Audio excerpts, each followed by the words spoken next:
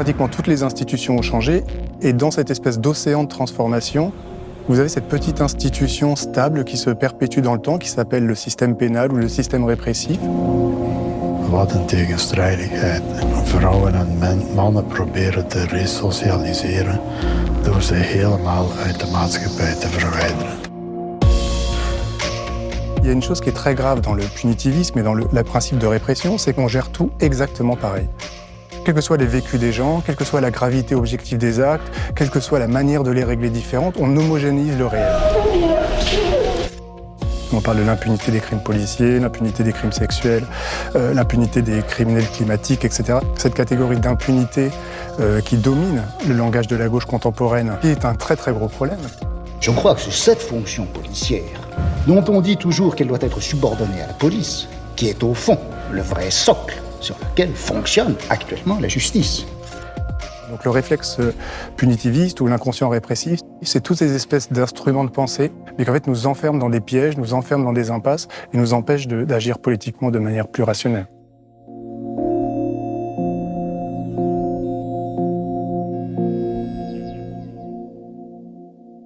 Geoffroy de la Gannerie, je suis je dis ça à chaque émission, mais je suis vraiment ravi de vous accueillir, d'accueillir le sociologue que vous êtes ou le philosophe. Vous préférez le sociologue ou le philosophe ? Moi, le mot que je préfère, c'est théoricien.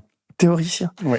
Parce qu'à vous lire, je trouve que le sociologue prend le pas sur le philosophe un peu dans ce livre, ce pavé très érudit, très très brillant. Qui s'appelle Par-delà le principe de répression. Le sous-titre, c'est 10 leçons sur l'abolitionnisme pénal. Et donc, moi, j'ai abordé le livre en me disant, généralement, quand on prend un essai comme ça, on se dit, on va se prendre la tête et tout.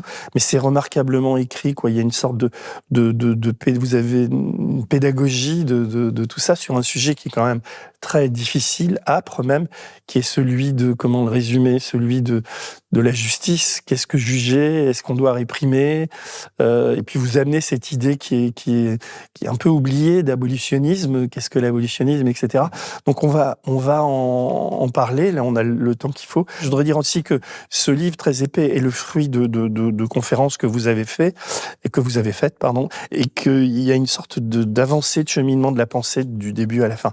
Est-ce qu'aujourd'hui, la société française est répressive, de plus en plus répressive ? Est-ce que vous ressentez ça ? Et pourquoi qu'est-ce qui, à un moment donné, parce que vous avez commencé à l'écrire il y a pas très longtemps, j'imagine, mais qu'est-ce qui vous donne l'impulsion d'écrire ça ? Parce que c'est un gros travail quand même. Déjà, merci beaucoup de me recevoir et ça me fait vraiment très plaisir qu'on puisse avoir cette discussion. C'est vrai que c'est un livre qui se situe à la fois dans une forme d'intemporalité par rapport à la conjoncture actuelle où les passions répressives, l'idée de punitivisme, le mot d'impunité qui occupe une place très importante dans la gauche ne cesse de faire fonctionner des signifiants répressifs qui un peu nous enferment dans des réflexes de pensée qui me semblent problématiques. Mais en même temps, moi, ce qui me fascine, c'est que vous avez parlé tout de suite de la question est-ce que c'est possible, de la question un peu de l'utopie en fait. Ce qui me fascine, c'est que dans notre culture, la scène du tribunal et la scène du jugement est quand même l'une des scènes avec lesquelles les gens sont le plus mal à l'aise. Quand vous regardez les productions culturelles, quand vous regardez le théâtre, quand vous regardez le cinéma, si vous remontez même aux pièces de la Grèce antique, l'idée de procès, l'idée de culpabilité, qui est coupable de quoi, où se situe la vraie responsabilité, elle hante notre culture et vous n'avez pas un an sans que vous ayez 3 films de procès, 3 films sur le crime, etc., qui essaient de bousculer un peu nos certitudes par rapport à ça, qui montrent qu'on s'interroge toujours un peu sur cette scène. Et pourtant, de façon très très étrange, la scène du tribunal, la scène par laquelle on considère que quelqu'un est un individu responsable, qu'on considère qu'après un crime, il faut quelque chose de l'ordre de la répression, qui doit être accusé par un procureur, c'est l'une des formes les plus stables du monde social. Si vous réfléchissez aux institutions qui organisent notre monde social, les institutions politiques ont changé depuis 300 ans, la monnaie a changé, la langue a changé, le mariage a changé, pratiquement toutes les institutions ont changé, et dans cette espèce d'océan de transformation, vous avez cette petite institution stable qui se perpétue dans le temps, qui s'appelle le système pénal ou le système répressif, que vous trouvez du XVIIe siècle à aujourd'hui, et que vous trouvez aussi bien en URSS, en Chine, en France, aux États-Unis, en Angola, etc.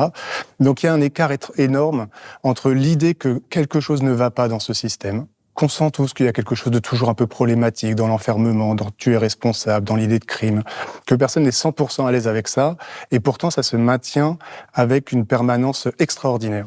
Et mon idée, juste de dire, c'est qu'en fait, la réflexion sur ce sujet est restée trop critique. C'est-à-dire que les discours se contentent juste de critiquer le tribunal, ou de critiquer la manière dont on juge, mais n'ont pas encore vraiment proposé un système alternatif, un peu comme on a proposé la démocratie pour s'opposer à l'aristocratie ou à la royauté.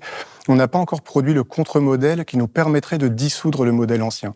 Et donc le pari du livre, il était de dire, je ne vais pas me contenter de critiquer la justice, de montrer les failles de la notion de responsabilité, de montrer les problèmes de la notion de crime. Je vais substituer systématiquement à toute l'anthropologie punitiviste, la catégorie de crime, la catégorie d'individu responsable, la figure du procureur, la scène du tribunal, une autre anthropologie, la catégorie de situation, la catégorie de blessure, la notion de situation problème, la notion de commission d'enquête, etc. Et en proposant pour une fois un modèle vraiment alternatif que j'appelle l'abolitionnisme pénal, qui s'oppose au punitivisme, ça pourrait être le point de départ de la diffusion de ces idées et de la transformation future. Alors vous parlez de point de départ et vous remontez à l'invention du système pénal, donc à Beccaria. Ouais. Beccaria, il était quoi lui? Beccaria, c'est un libéral italien, juriste, et qui en c'était un juriste italien, et en 1764, il publie donc Des délices et des peines, oui, qui est un ouvrage dans lequel il a essayé de fonder la pénalité moderne, des principes rationnels de punition dans une société humaniste et libérale qui romprait avec la tyrannie et l'arbitraire de la monarchie. L'idée de répression pénale, l'idée de pénalité, elle est fondée sur un concept ou sur une idée fondamentale qui est que la justice appartient à l'État ou appartient à quelque chose qui s'appelle la société. Il faut bien comprendre que l'idée de pénalité, dont découle l'idée de prison, c'est que quand on se blesse interindividuellement, si jamais par exemple je vous vole 50 € ou je vous mets une claque, c'est pas seulement une affaire qui nous concerne tous les deux, qu'on doit régler tous les deux par un dédommagement, par une excuse, ou par ne rien faire, ou par me pardonner, tout ce qu'on veut entre nous, mais quelque chose qui s'appelle l'État va dire ça me concerne. Et peut-être même ça me concerne principalement, et en fait c'est au nom du fait que cette atteinte interindividuelle transgresse mes interdits qu'elle doit être réprimée. Donc l'idée de pénalité, elle a toujours consisté à penser que quand les individus se blessent individuellement, interindividuellement, en fait ils blessent aussi l'État, qui se pose alors comme devant être une autorité de poursuite à travers la figure du procureur, évacue la victime et dit c'est au nom de ça que je vais accuser, même si la victime ne le veut pas, même si la victime pardonne, même si la victime a oublié, etc. Et qui font donc une autonomie du droit par rapport aux volontés interindividuelles. Cette idée selon laquelle la justice appartient à l'État et que c'est au nom des intérêts de l'État, c'est-à-dire au fait une étatisation de la vie, c'est-à-dire en fait l'idée que quand on se blesse mutuellement, on blesse l'État comme si l'État était dans nos corps. C'est une folie. Et que en fait, en plus de se compenser interindividuellement, on doit donner du temps ou de l'argent à l'État à travers la prison ou l'amende. C'est le XIIIe siècle. En vérité, ça s'est inventé au XIIIe siècle, l'idée que la justice est d'État et qu'il y a un procureur qui va accuser, ça remonte au XIIIe siècle, Saint-Louis en gros, et c'est à partir de ce moment-là qu'on a créé cette idée de la figure du procureur, et puis après les normes d'organisation concrète de la pénalité, elle a changé, jusqu'à Beccaria qui a inventé la pénalité moderne. Votre livre s'appelle Par-delà le principe de répression, oui. Et il y a une sorte de sous-texte qui arrive tout de suite, et on pense à Nietzsche, et par-delà le bien et le mal. Vous en êtes où, vous, par rapport à ces notions de bien et de mal ? Alors en fait, la vraie référence, c'est pas Nietzsche, c'est Freud, par un texte qui est un peu moins connu, qui s'appelle Par-delà le principe de plaisir. Oui. Dans le texte dans lequel Freud découvre le fait que peut-être ce qui guide en fait fondamentalement l'humanité, c'est pas comme il l'a cru jusque-là un principe de plaisir et de rechercher le plaisir, c'est la pulsion de mort. Et qui découvre qu'au fondement de la vie psychique profonde des individus, il y a peut-être la pulsion de mort qui est peut-être encore plus puissante que le principe de recherche du plaisir. C'est une référence à ça que j'ai voulu intituler mon livre de cette manière, en pensant, est-ce qu'on pourrait pas organiser la société avec un autre principe que le principe de répression, c'est-à-dire en déconstruisant peut-être l'une des intuitions les plus profondément ancré en nous, un réflexe de pensée, mais qui est démenti par la réflexion, qui est que réprimer un fait, c'est lutter contre un fait. C'est-à-dire, est-ce qu'on peut accepter l'équation toute simple du punitivisme, qui considère que plus on augmente la répression pénale, ou quand on marque un interdit à travers la figure de la loi, on va produire une diminution de la commission des illégalismes ou des actes de violence qu'on essaye de viser. Et en fait, si jamais on déconstruit cette évidence, et en fait, ce que la statistique montre, c'est que cette évidence est fausse, elle est démentie par les faits et par la réflexion, À partir de ce moment-là, qu'est-ce que ça voudrait dire reconstruire toutes nos institutions et toutes nos intuitions à partir d'un autre principe qui sera plus un principe de répression et qui ouvre sur toute une autre gamme de conduites et de pratiques étatiques. Mais vous, sur cette frontière qui peut exister ou qui peut ne pas exister entre le bien et le mal, oui. Quelle est votre représentation du bien et du mal ? Alors, je dirais qu'en fait, il y a un chapitre dans mon livre qui propose une catégorie nouvelle pour penser le monde, qui est la catégorie de blessure. Oui. Et c'est vrai que l'un des transformations, vous avez dit au début, essayer de retourner le cerveau, essayer de produire des retournements.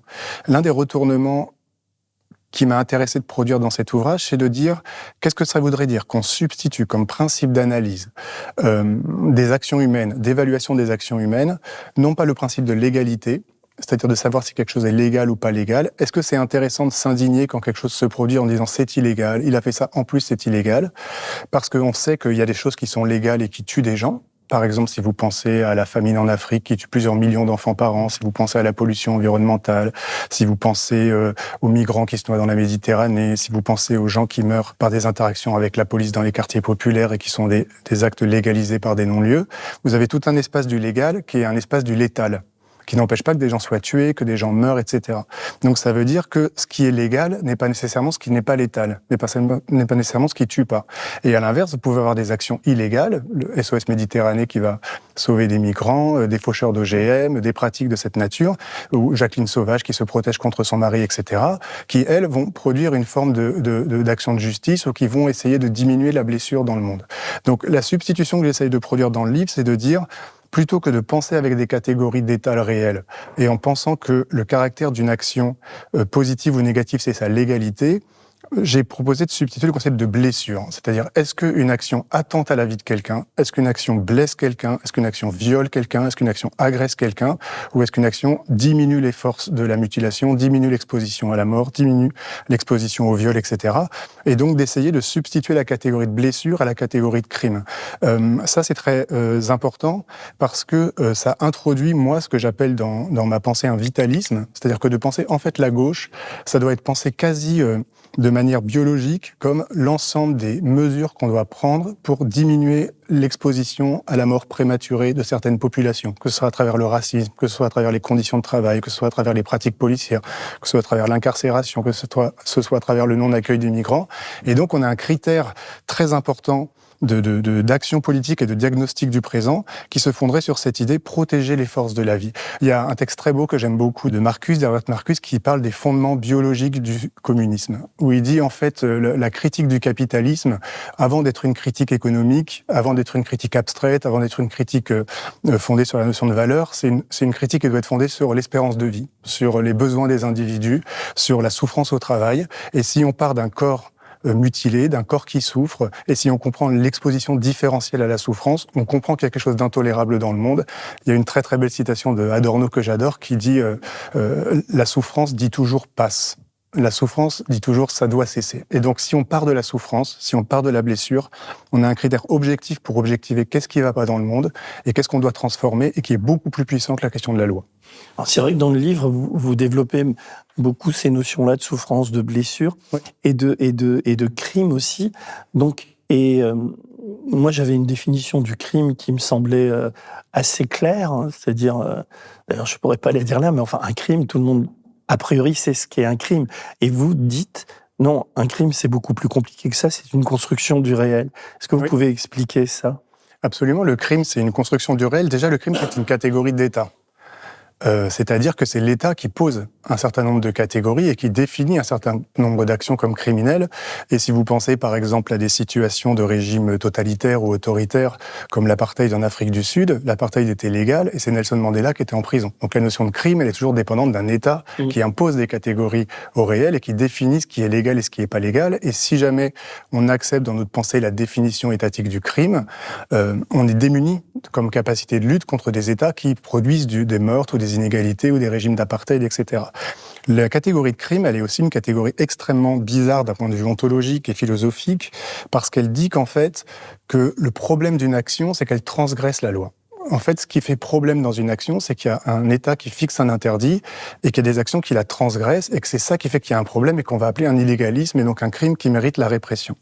Mais en fait, quand vous faites ça, vous produisez une forme de narcissisme d'État. Parce que le problème d'une action, vraiment, c'est pas qu'elle transgresse la loi. Le problème, c'est qu'elle blesse quelqu'un. C'est que quelqu'un soit blessé, c'est qu'un individu souffre et se plaigne. C'est-à-dire que la plainte et la blessure est beaucoup plus intéressant pour comprendre l'injustice dans le monde que la catégorie d'illégalisme, qui est d'autant plus importante à déconstruire que si jamais vous acceptez l'idée selon laquelle le problème d'une action, c'est qu'elle transgresse la loi, vous ouvrez sur cette catégorie gigantesque dans notre monde et qui est l'une des choses qui est les plus scandaleuses dans nos ordres juridiques, qui est la catégorie de crime sans victime. Parce que très souvent, quand on pense crime, on pense souffrance. Mais si jamais on comprend que le crime, c'est juste un narcissisme d'État qui pose des interdits et qui interdit des gens de les transgresser, de fait, il y a tout un domaine d'activité qui ne blesse personne et dans lequel l'État se permet de malgré tout mettre des gens en prison et de les poursuivre. C'est tout ce qui concerne le travail du sexe, c'est tout ce qui concerne la consommation de drogue ou même le trafic d'ailleurs, c'est tout ce qui peut concerner le port du voile intégral, c'est tout ce qui peut concerner l'homosexualité, le sadomasochisme, tout ce que vous voulez. L'homosexualité interdite en Allemagne jusqu'en 94, comme il faut le souligner, il y avait encore 100 condamnations par an en Allemagne pour homosexualité jusqu'en 94. C'est 81, la fin de la répression de l'homosexualité. Mais tout ça, ça veut dire que vous avez la possibilité pour l'État de mettre en place des systèmes de répression pour des individus des comportements dont personne ne se plaint, qui ne font souffrir personne, au nom d'un ordre transcendant qui l'impose aux individus. Et c'est ça qui est important de la notion de crime, c'est qu'en fait, elle est liée fondamentalement à une idée de l'État comme un principe de gouvernement et qui s'impose aux individus. C'est-à-dire que le droit, en fait, serait autonome par rapport aux individus et pourrait s'imposer à eux et leur dire « tu ne dois pas faire ça de ton corps, tu ne dois pas faire ça de ta vie, tu dois réagir comme ça à des actions », alors que l'abolitionnisme pénal dit « il faut partir des individus, il faut partir de leurs ressentis, il faut partir de leurs blessures et une action de l'ordre de la justice ou de la politique apparaît quand quelqu'un est blessé et donc à ce moment-là, le droit ne doit plus être pensé comme un principe de gouvernement transcendant et unificateur, mais comme des instruments qu'on donne aux individus pour gérer les situations et les problèmes qu'ils rencontrent et leur permettre d'en sortir.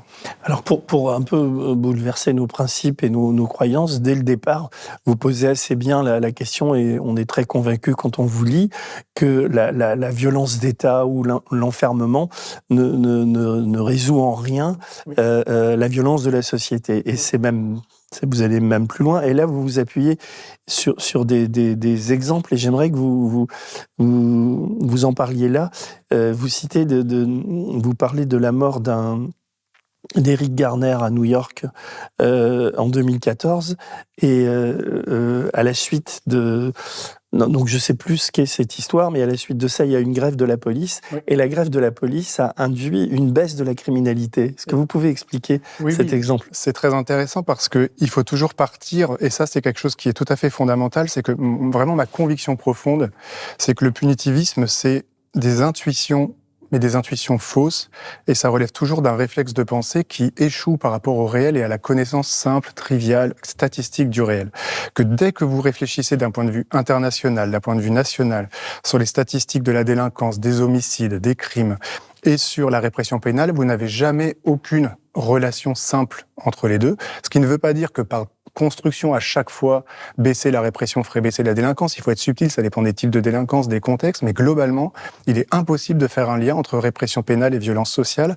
Et même, de manière beaucoup plus subtile, pour certaines populations, on va constater que c'est plutôt un cycle d'auto-entretien entre violence sociale qui produit de la violence répressive, qui produit de la violence sociale selon un cycle infernal, ce qui fait que paradoxalement, c'est quand l'État décide de réprimer moins, que bizarrement, pas bizarrement finalement, mais de contre-intuitivement, c'est la violence qui va baisser. Et justement, quand la police avait été mise en question par le maire de New York, après le fait que Eric Garner avait été tué lors d'un plaquage ventral par la police était furieuse et la police n'avait pas le droit de grève, en fait, comme en France.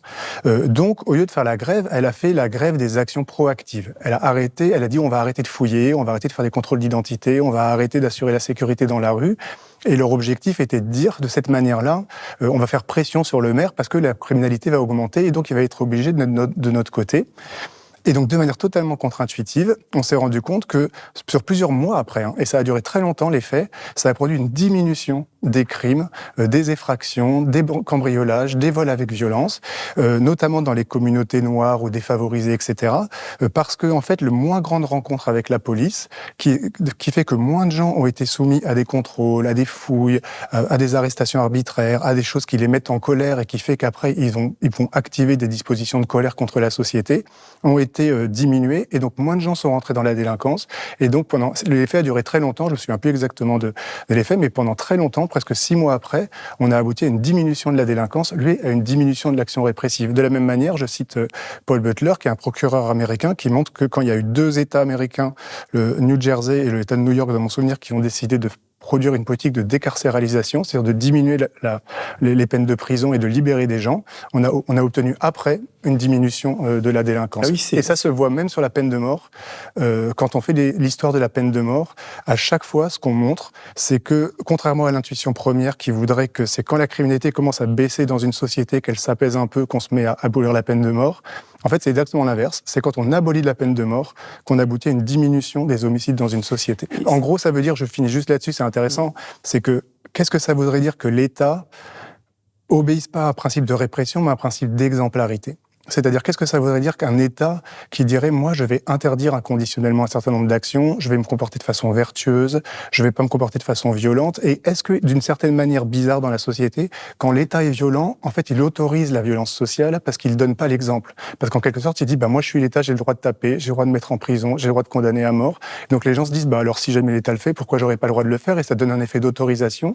Et alors que quand l'État pacifie, quand l'État dit, moi, je vais agir autrement, je vais surprendre, je vais agir avec bienveillance, je vais agir avec des principes d'assistance, d'aide, de compréhension, bizarrement, ce qu'on constate, c'est que ça fait diminuer la violence sociale. Ce qui est d'ailleurs assez fascinant dans le livre, c'est ça, c'est-à-dire qu'aujourd'hui, on est abreuvé sur les chaînes Tout Info, chez Bolloré, etc., de propos réactionnaires. On a des syndicats de police qui, tous les jours, viennent nous manger le cerveau avec des politiques répressives. On a un ministre de l'Intérieur qui est le champion des sondages et qui est pour une politique de répression. Et vous, votre propos, ce qu'il faut comprendre, même si je pense que vous êtes à gauche, mais le livre est absolument pas idéologique. Je veux dire, les faits que vous exposez c'est très factuel. Quoi.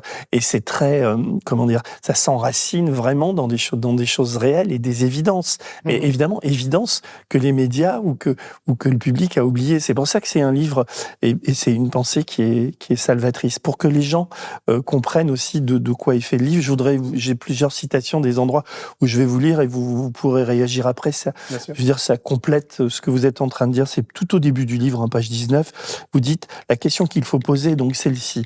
Dans quelle mesure et pourquoi faudrait-il nécessairement catégoriser une action que l'on abhorre? D'ailleurs, souvent, à juste titre, comme un crime et son auteur comme un criminel.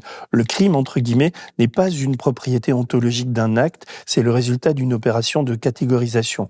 Ne pourrait-on pas imaginer d'autres manières de nommer et de penser la violence qui arrive dans le monde? Ce qui ne veut pas dire nier la blessure, mais en penser autrement l'avenance. Quelle est la plus-value? Quel est l'intérêt? Quel est l'objectif? De convertir le négatif en crime et d'y associer la figure de l'individu coupable à punir.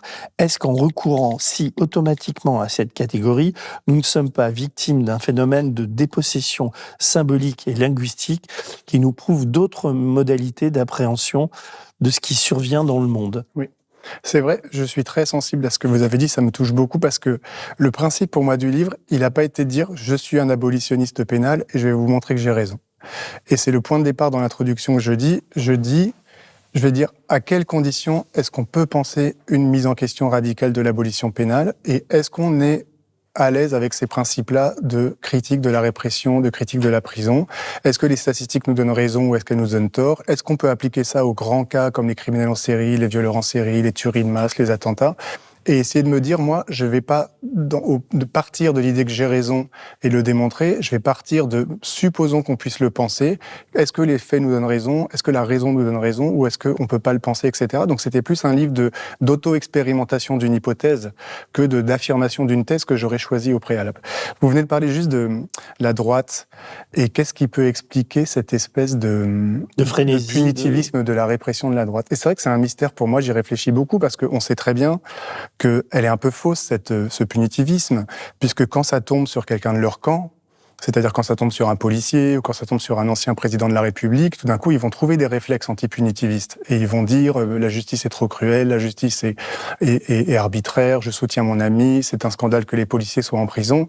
Donc paradoxalement, quand ça touche leur camp, ils retrouvent des réflexes de critique de la répression qu'ils utilisent quand c'est la délinquance des classes populaires, pour le dire de manière un peu rapide. Et j'ai réfléchi à ça et je me suis dit, en fait, qu'est-ce qui explique que la droite aime la répression et soit du côté de la répression? Et en fait, moi, je ne crois pas que la droite soit du côté de la répression fondamentalement.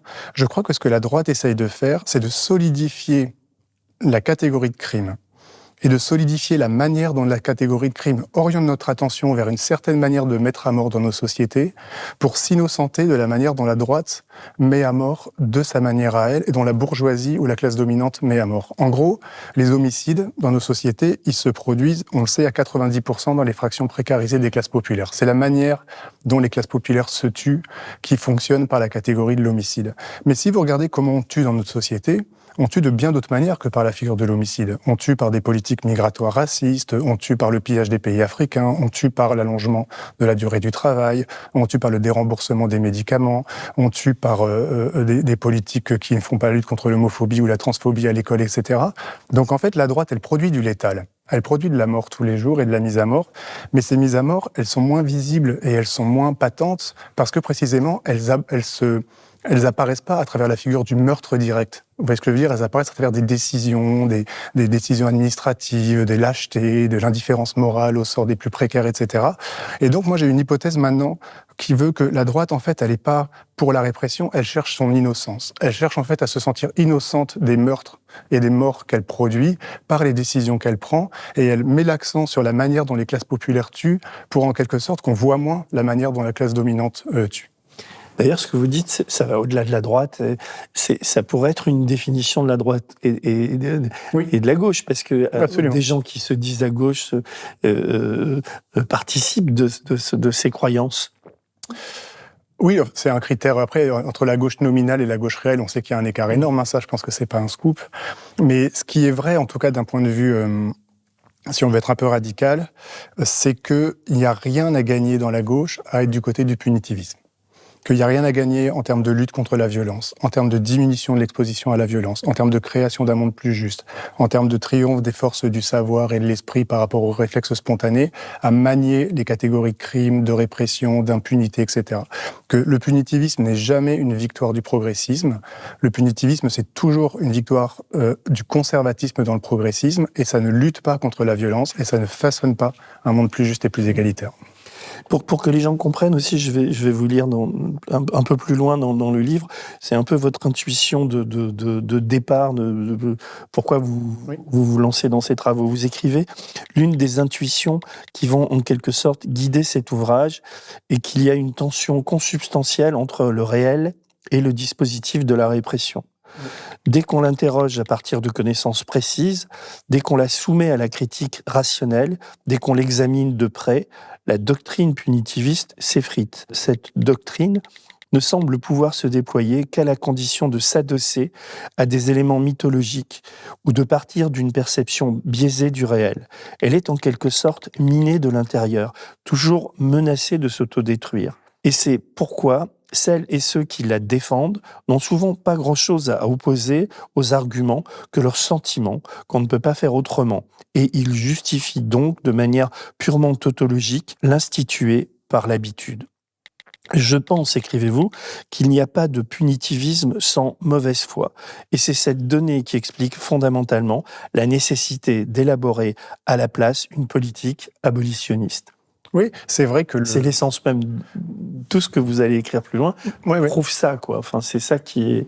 Oui, l'abolitionnisme pénal, c'est un rationalisme. Vous savez, on en a parlé au tout début sur la question de la permanence de la figure du tribunal.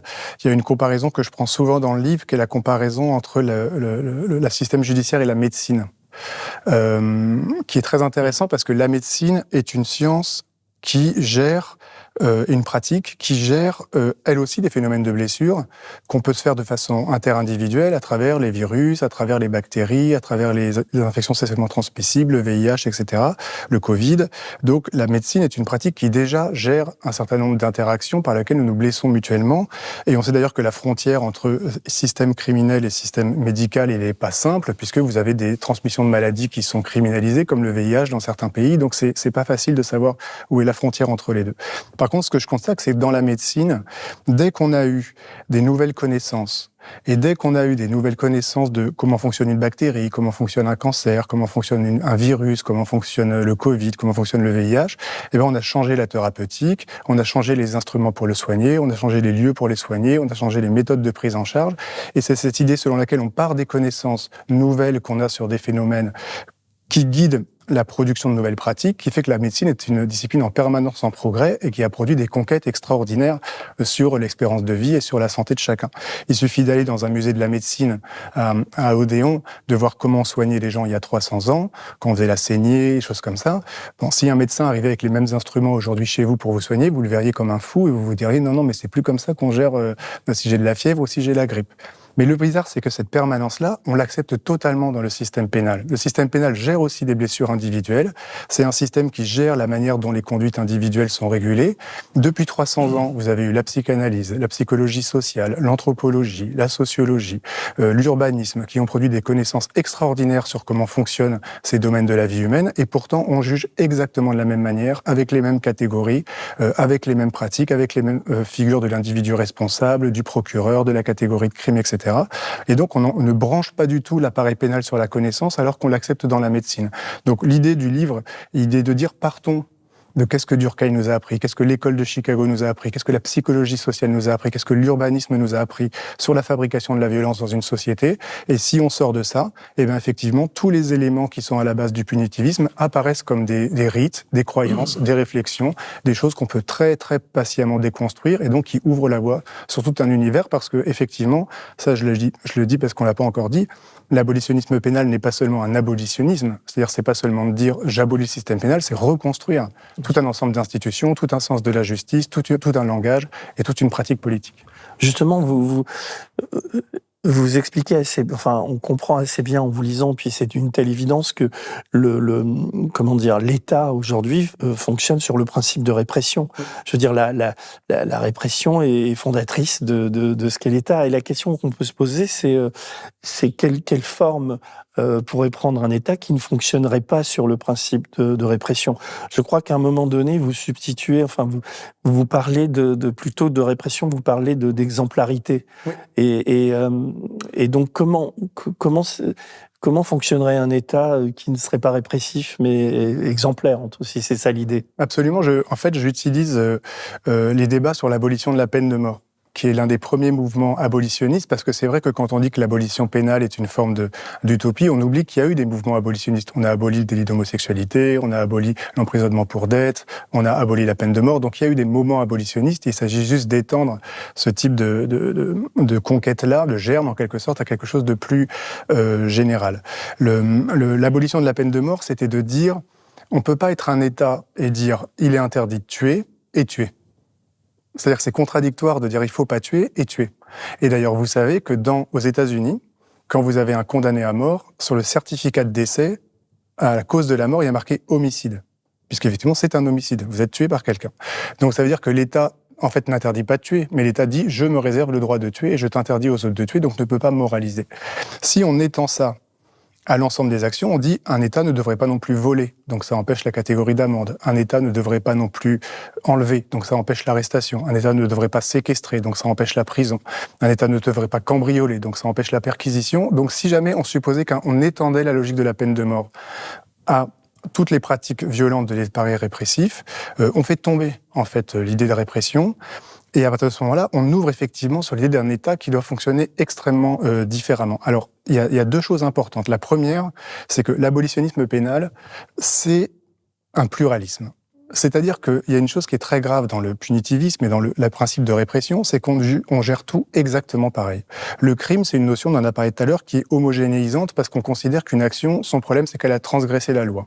Ce qui fait que si c'est un vol à l'étalage, un garçon qui a piqué la voiture de sa mère, un truc de faux papier, de la sédition, un détournement de navire, un viol, un meurtre, etc., on gère tout exactement pareil. La procédure, elle est homogène, c'est instruction, procès, jugement, incarcération. Quels que soient les vécus des gens, quelle que soit la gravité objective des actes, quelle que soit la manière de les régler différente, on homogénéise le réel. Donc le premier principe d'un État abolitionniste, c'est de dire on donne des instruments pluriels qui partent des désirs des victimes pour gérer différemment des situations différentes. On gère pas pareil un viol, une violence conjugale et un vol à l'étalage. On gère pas pareil des faux papiers et un attentat de masse. Ça n'a aucun sens de produire la même scène et la même lecture du réel à travers des scènes aussi différentes. Donc déjà, dans l'idée d'un principe d'État abolitionniste, c'est un État qui abolit l'idée selon laquelle il y a une seule manière de répondre à des actes, il y a plusieurs manières, une pluralité d'instruments qu'on donne aux individus, et donc on enrichit le réel, on enrichit la compréhension des situations et on enrichit la capacité des gens d'en sortir. Et plusieurs chapitres de mon livre sont consacrés à détailler différentes procédures possibles qu'on pourrait mettre en place pour différents actes et aussi pour différents désirs des victimes. Et puis ensuite, effectivement, il y a ce principe très important de non-complémentarité, c'est-à-dire de penser ce que les psychologues sociaux ont appelé la non-complémentarité, c'est-à-dire que très souvent, quand quelqu'un a des pulsions violentes, bien sûr, la réaction première, c'est d'être violent avec lui. Si quelqu'un vous fout une baffe, c'est très très rare d'être gentil avec lui. Vous avez envie d'en demander une deuxième. Mais le principe de la complémentarité des actions, c'est qu'elles se renforcent et qu'elles montent en puissance. La psychologie sociale l'a montré et intuitivement, on le comprend très très bien. On voit parfois des gens qui sont dans un bar, ils commencent à s'engueuler, l'autre engueule le deuxième, l'autre bouscule un peu, puis ça monte et ça s'arrête jamais. Il aurait suffi que un arrête et la situation arrête de dégénérer tout d'un coup. Et je prends plusieurs exemples dans mon livre de faits réels qui se sont passés de cette manière-là. Les psychologues sociaux disent, en fait, paradoxalement, avec quelqu'un de violent, c'est la non-complémentarité, c'est la bienveillance, c'est l'assistance, c'est prendre très tôt les comportements pour aider les gens, qui peut permettre de désamorcer les pulsions violentes et qui peut permettre de les faire entrer dans des comportements moins agressifs, moins violents, etc. Je prends un exemple qui est intéressant, parce qu'on en parle peu à gauche, qui est sur le droit de la faillite. Parce qu'on commente peu à gauche le droit des affaires, c'est vrai qu'on ne connaît pas trop ça en général. Mais c'est intéressant parce que je cite dans mon livre à la fin, jusqu'au milieu du 19e siècle, la faillite était un délit en France. C'était considéré comme une faute d'être en faillite, pas seulement en banqueroute et d'avoir fait des malversations, mais d'être simplement un mauvais payeur, de ne plus pouvoir rembourser ses créanciers. C'était considéré comme un délit. Et vous pouviez aller en prison pour ça, vous alliez en prison pour ça, et c'était un délit, le fait d'être en faillite, c'était considéré comme une atteinte à la société, et le résultat de faute individuelle d'avoir mal géré une affaire. Et puis à partir du milieu du 19e siècle, les économistes ont commencé à faire des études et ont dit à l'État, mais en fait la faillite c'est pas le résultat du fait que quelqu'un s'est mal comporté et que donc il faut qu'il le mette en prison. La faillite c'est le résultat du fait que l'entreprise, elle est prise dans une conjoncture économique qui la met en difficulté, et donc ce que vous appeliez un auteur fautif, en fait c'est une victime d'une situation sociale dont il n'est pas responsable, et donc si vous le voyez comme une victime d'une situation sociale, il faut lui venir en aide. Et c'est toute la procédure à partir de 1867 du droit civil et du droit du commerce qui permet la liquidation, qui permet les échéanciers, qui permet les mesures de sauvegarde, qui permet l'administration judiciaire, etc. des affaires, dont le but est de venir en aide à une entreprise qui va mal, à essayer de redresser ses comptes, à rembourser ses créanciers, etc. Et donc on a dépénalisé la faillite pour mettre à la place un principe d'aide, de sauvegarde, de choses, etc. Donc qu'est-ce que ça voudrait dire que quand vous voyez un jeune, par exemple, qui commence à avoir des comportements un peu déviants, des comportements un peu violents. Vous vous posiez pas la question, je vais le réprimer. Vous pouvez dire comment je peux lui venir en aide. Quelle situation fait qu'il se retrouve aujourd'hui à racketter, à agresser, à casser des choses, etc. Qu'est-ce qui pourrait l'aider? Qu'est-ce qui pourrait changer dans son quartier, dans sa vie quotidienne, pour essayer de transformer ses pratiques, de transformer ses relations, de transformer son rapport au monde, etc.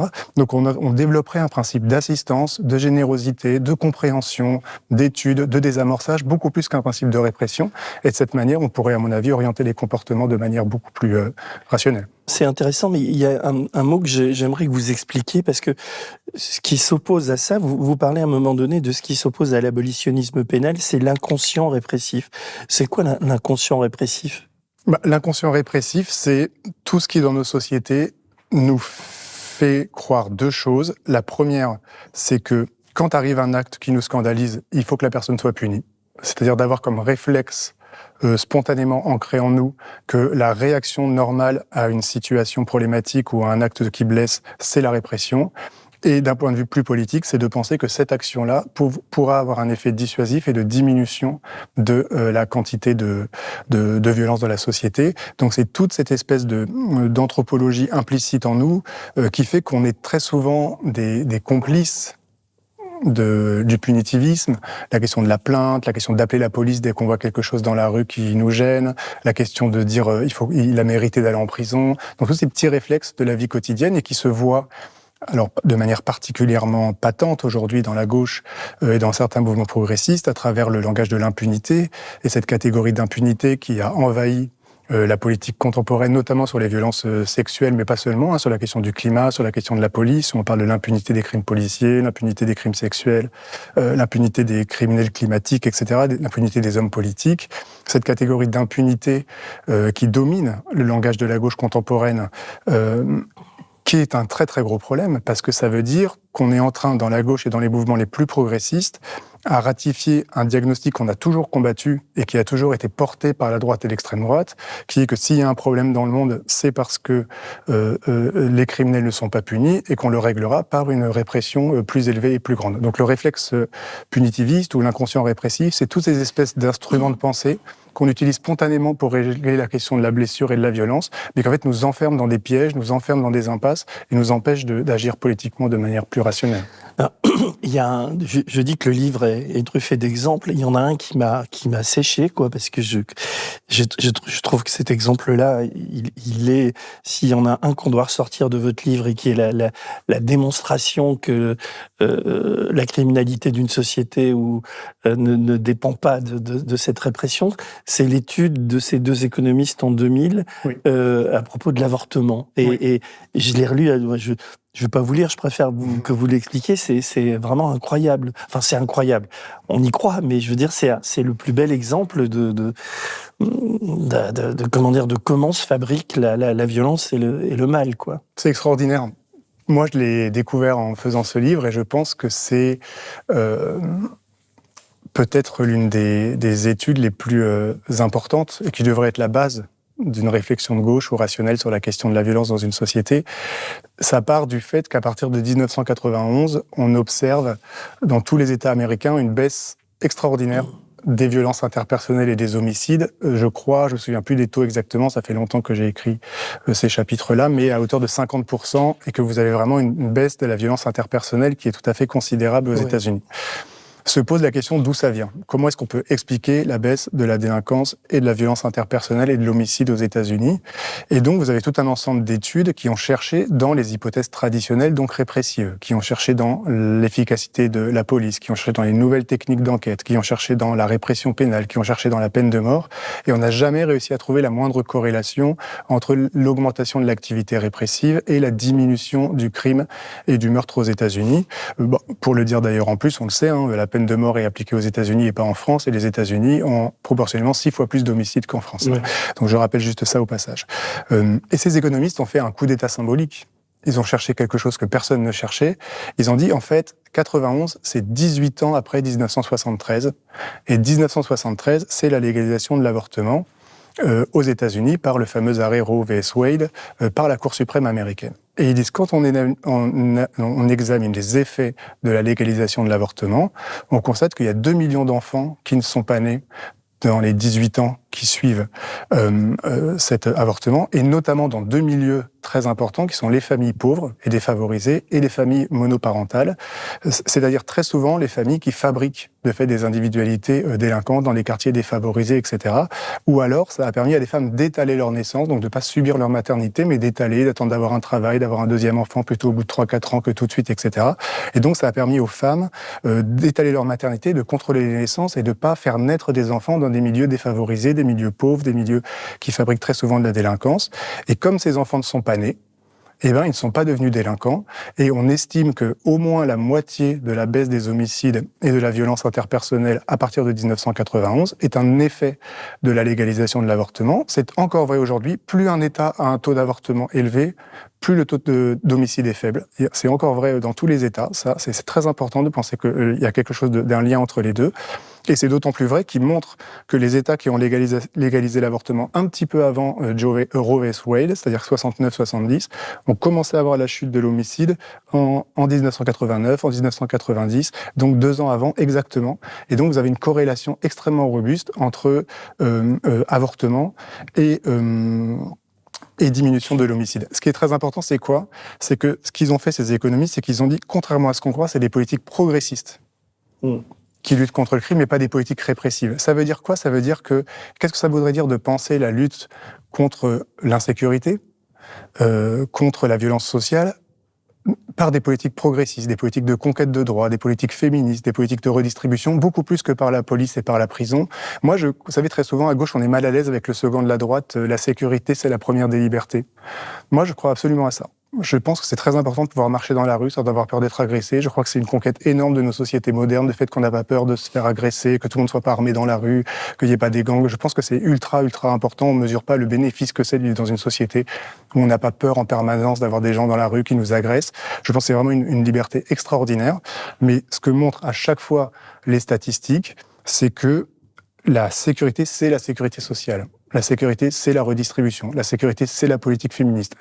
La sécurité, c'est produire des libertés publiques. La sécurité, c'est produire des dépenses sociales. La seule corrélation mondiale qu'on a réussi à établir entre niveau d'homicide ou de violence interpersonnelle et quelque chose, c'est les dépenses sociales, c'est l'État social et c'est les libertés publiques, c'est les politiques progressistes. Donc, ça veut dire qu'il faut qu'on change totalement nos cerveaux et qu'on sache que sécurité, c'est État social et c'est pas État pénal. Les deux économistes s'appellent John Donohue et Stephen D. Levitt. Oui. Il faudrait qu'ils soient plus célèbres qu'ils ne le sont parce que leur étude, elle est incroyable.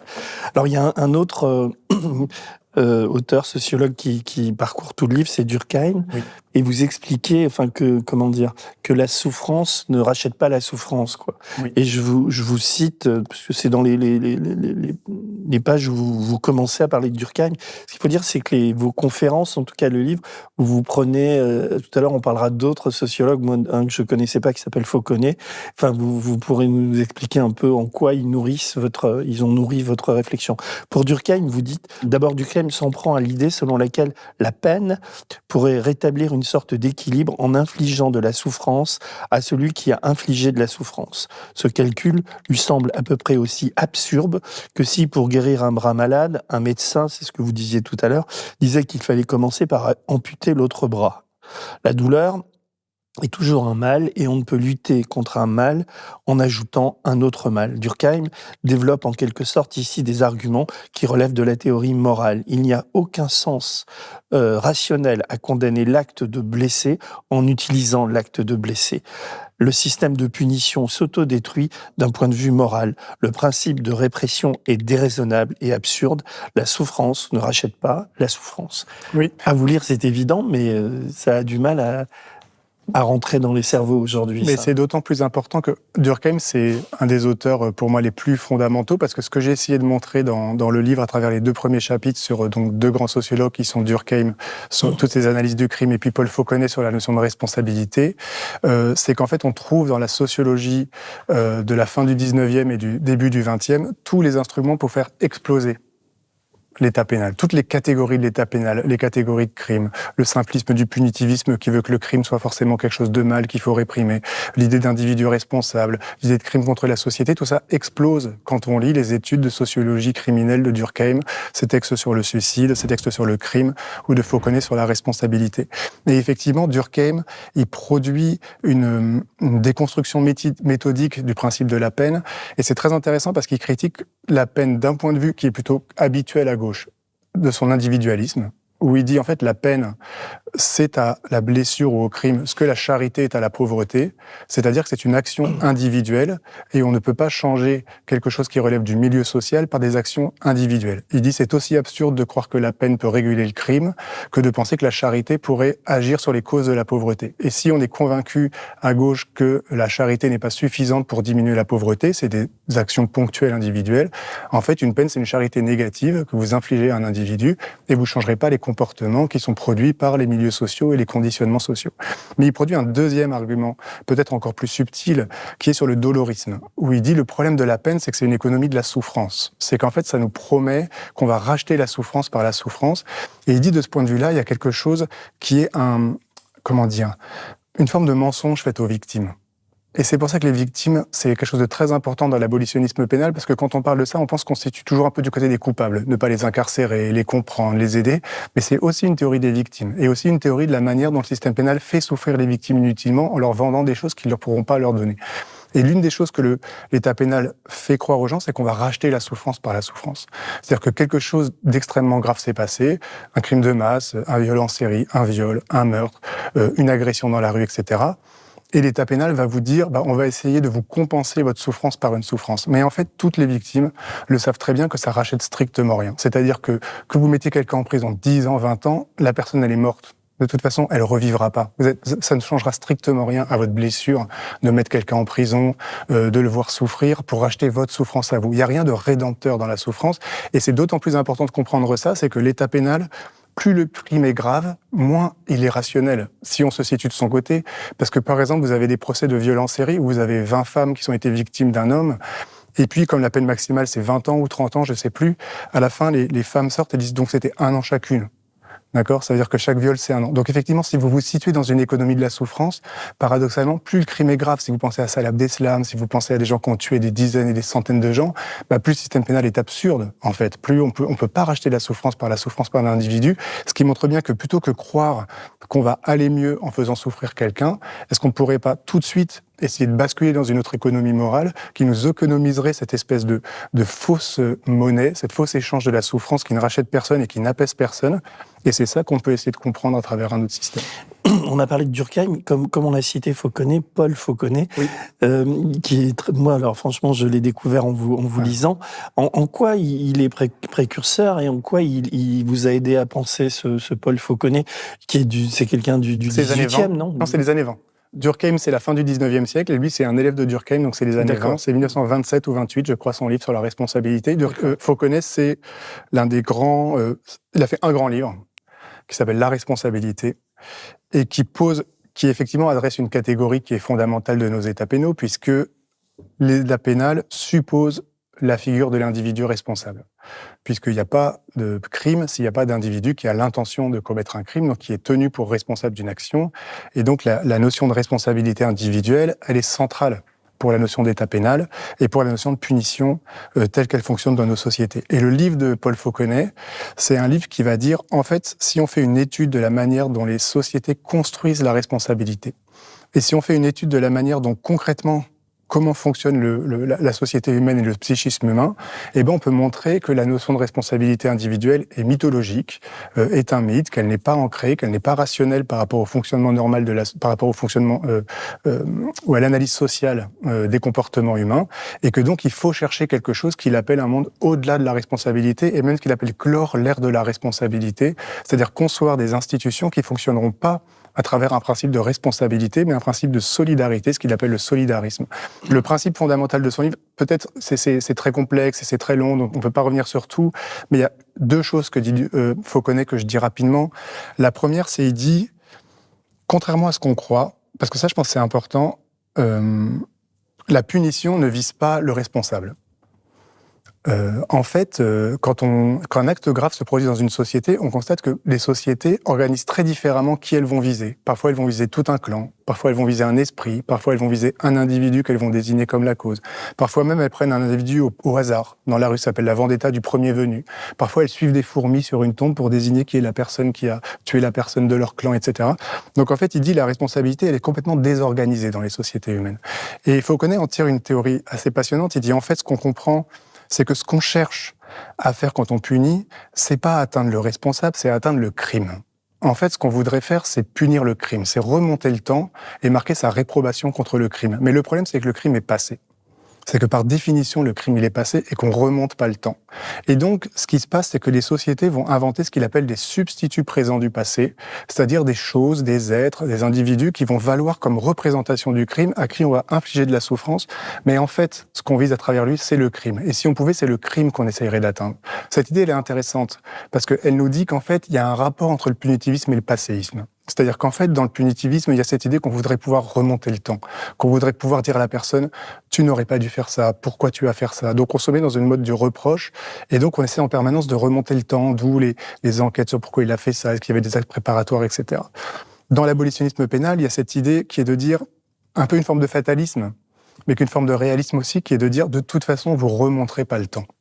Il faut accepter que, aussi grave que soit l'acte, aussi violent qu'ait été l'agression, aussi irrécupérable, aussi irréparable si jamais c'est un homicide, ça s'est passé. C'est fait. Et vous ne remonterez pas le temps. Et vous pourrez infliger de la souffrance à quelqu'un 20 ans, 10 ans, 30 ans, ça ne changera rien. Vous avez été violé, votre fils est mort, c'est terminé. Donc l'abolitionnisme pénal dit, essayons de nous orienter vers le futur, puisqu'on ne remontera pas le temps. Qu'est-ce que ça voudrait dire d'essayer de s'orienter vers le futur, pour comprendre pourquoi ça s'est passé, pour transmettre les savoirs à d'autres personnes, pour désamorcer les pulsions violentes, pour réparer ce qui peut être réparé, etc. Et le punitivisme nous enferme dans une espèce de mythologie passéiste qui fait que personne ne progresse et que tout le monde vit la procédure pénale comme une espèce de souffrance permanente, alors que l'abolitionnisme dit quand les choses se sont passées, elles se sont passées, on ne remontera pas le temps, donc essayons de penser comme un acte produit vers l'avenir. Et puis, dernière chose que dit Fauconnet, je suis désolé, je suis un peu long, mais c'est quand même assez extraordinaire, il dit la responsabilité individuelle est un mythe que détruisent l'essence sociale parce que ce que nous sommes se situe en dehors de nous-mêmes. La plus grande partie de ce que nous sommes se situe dans la dynamique des interactions, dans notre socialisation, dans notre habitus, dans les situations que nous vivons. Et donc, en fait, quand on cherche à isoler la responsabilité en disant c'est toi qui es responsable, en fait la personne peut toujours dire oui mais si j'ai fait ça c'est à cause de ça. Et l'autre personne peut dire mais j'ai fait ça à cause de ça, et donc la responsabilité elle peut toujours circuler dans nos sociétés parce que tout le monde fait quelque chose à cause de quelque chose, à cause de quelque chose, ce qui montre que la responsabilité elle se situe toujours un peu dans la dynamique des interactions humaines et que le système pénal il essaye de fixer quelque chose qui se situe dans la dynamique des interactions et qui n'appartient en vérité à personne. Et donc, dit-il, puisque ce que nous sommes est en dehors de nous-mêmes, la responsabilité, elle est beaucoup plus sociale et collective qu'individuelle. Et donc, il faut concevoir un système qui va penser à partir de ces connaissances-là. En vous écoutant, je fais un bond dans l'avenir. Je pense à Minority Report, parce que l'idée de prévoir un crime et de faire en sorte qu'il ne s'accomplisse pas. Aujourd'hui, on a des outils en intelligence artificielle ou des choses comme ça qui nous permettent de dépasser de dépasser, on va dire, le présent. Est-ce que ça vous semble quelque chose de très inquiétant ou est-ce que c'est envisageable? Est-ce que ça participe de l'abolitionnisme? C'est intéressant sur le fait que c'est très différent de Minority Report s'il n'y a pas d'appareil répressif, s'il n'y a pas d'appareil de contrainte, si on peut identifier des situations qui sont susceptibles de favoriser la commission d'un certain nombre d'actes, on agit pour les transformer et pour libérer les individus de situations dont ils vont peut-être même, eux, être victimes en produisant un acte, qui vont regretter immédiatement, ce qui arrive parfois dans la criminalité, voire dans les meurtres ou les homicides, etc. C'est vrai que dans le principe d'orientation vers l'avenir, il y a aussi un principe d'intervention précoce. Il y a quand même quelque chose qu'il faut souligner quand on parlait des principes de l'État répressif par rapport à un État abolitionniste, c'est que l'État répressif a un biais, c'est qu'il agit toujours après. Il attend que quelque chose se passe pour se mettre à agir et à déployer son action sur une personne. Si vous prenez par exemple les homicides, quand vous assistez à des procès aux assises à Paris, une très très grande partie des homicides sont commis dans les fractions extrêmement précarisées, les milieux des SDF, etc., notamment les foyers, etc. Des individus comme ça, quand vous prenez 8 ans de prison ou 10 ans de prison, pour le dire simplement, ça coûte à l'État 500 000 euros. C'est 150 euros la journée de prison, et ça coûte 500 000 euros de mettre quelqu'un en prison pendant 10 ans, ça coûte 1 million d'euros de le mettre pendant 20 ans. Ça coûte à l'État 1 million d'euros. Mais cet argent, on le débloque une fois qu'il a tué pour la personne. Alors que quand les personnes appellent pour être mises en foyer, pour trouver des cures de désintoxication, pour trouver un petit logement, etc., là, il n'y a pas d'état social qui vient les aider. C'est comme si on attendait que les gens tuent pour leur donner de l'argent. C'est quand même extraordinaire. Le principe de l'abolitionnisme pénal, c'est de dire agissons très très tôt. Agissons par des attitudes non complémentaires très vite, dès qu'on peut repérer des situations. Et si sur les 500 000 euros qu'on met sur un SDF qui a commis un homicide, qu'on met en prison, on lui avait donné 10%, 50 000, à 10 autres, pour le loger, pour lui donner un petit travail pendant 1 an, je peux vous garantir qu'on apaiserait la société de manière beaucoup plus puissante. Donc ça veut dire qu'on agit ex ante et pas ex post, en assistant et pas en réprimant. Je vais vous lire encore. C'est une citation qui résume un peu cette notion de responsabilité. Vous dites, personnellement, je propose de lire cet ouvrage, donc vous parlez de votre livre, je pense, comme l'effort d'un sociologue pour clôturer l'ère de la responsabilité, pour montrer comment les sociétés ont beau chercher à établir des faits de responsabilité, elles ont toujours échoué à proposer un cadre satisfaisant. Fauconnet, donc on vient vers lui, veut nous désorienter, nous troubler. Après l'avoir lu, nous ne pouvons plus adhérer naïvement à nos manières instituées de penser l'action humaine. Et donc, nous prenons conscience que nous devons inventer autre chose sans véritablement savoir encore quoi de précis. Alors, dans ce chaos, émerge aussi la sociologie comme savoir qui nous fournit des pistes pour envisager la forme que pourrait prendre un système qui se situerait résolument au-delà de la responsabilité. Oui, alors 2 choses importantes. La première, c'est que cet argument-là, on l'accepte assez facilement quand les actions ne sont pas des crimes. C'est-à-dire que, par exemple, si vous prenez la sociologie de la culture de Pierre Bourdieu ou la sociologie de l'école de Pierre Bourdieu, et que Pierre Bourdieu montre qu'il y a une réussite différentielle dans le système scolaire selon l'origine sociale des individus, et que plus les individus ont des familles qui ont des dispositions scolaires, plus ils vont réussir scolairement, et plus ont des familles qui sont dans des milieux populaires, moins ils vont réussir scolairement.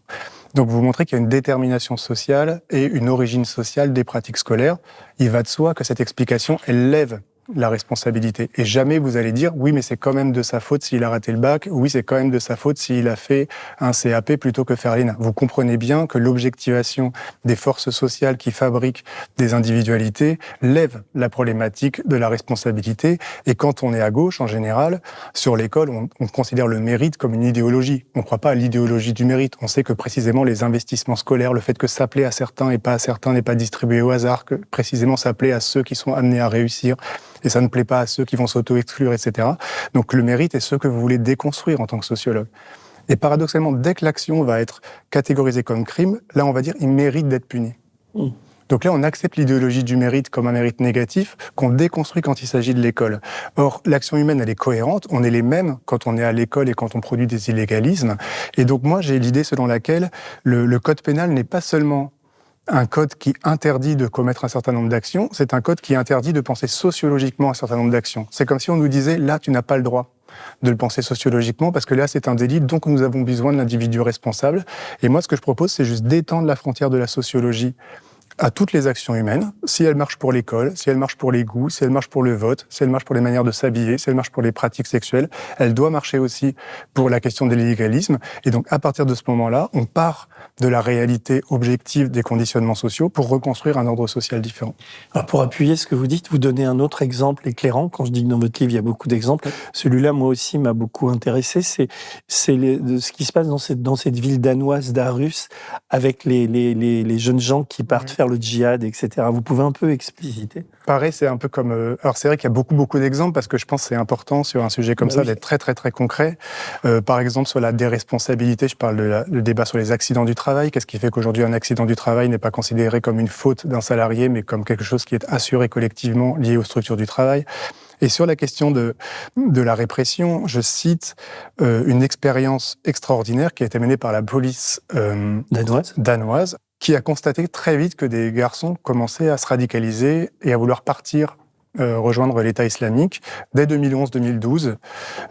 Et donc se sont posé la question comment les désinciter de partir et que faire de ceux qui sont partis.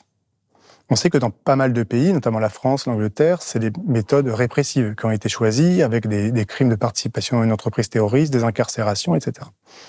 Et puis la police de Aarhus, elle a lu de la psychologie sociale, et notamment un psychologue qui s'appelle Christopher Hopwood, et qui a développé ce dont on a parlé, l'idée des attitudes non complémentaires. C'est-à-dire qu'en fait, si quelqu'un s'est mis en guerre contre la société, si vous lui faites la guerre, il va encore plus vous faire la guerre. Et vous n'allez rien changer au problème. Et ces policiers se sont dit, on va tester ça. On va s'appuyer pour une fois, non pas sur nos réflexes, y compris pour quelque chose d'aussi grave que la participation à l'État islamique, mais on va partir de la psychologie sociale et de la science sociale et on va essayer de faire des attitudes non complémentaires. Donc quand des mères ou des parents appelaient pour dire « mon fils est en train de se radicaliser, il cherche à partir en Syrie, en Irak, etc. », ils les appelaient, ces garçons-là, qui avaient 17 ans, 18 ans, et ils leur disaient « viens nous voir ».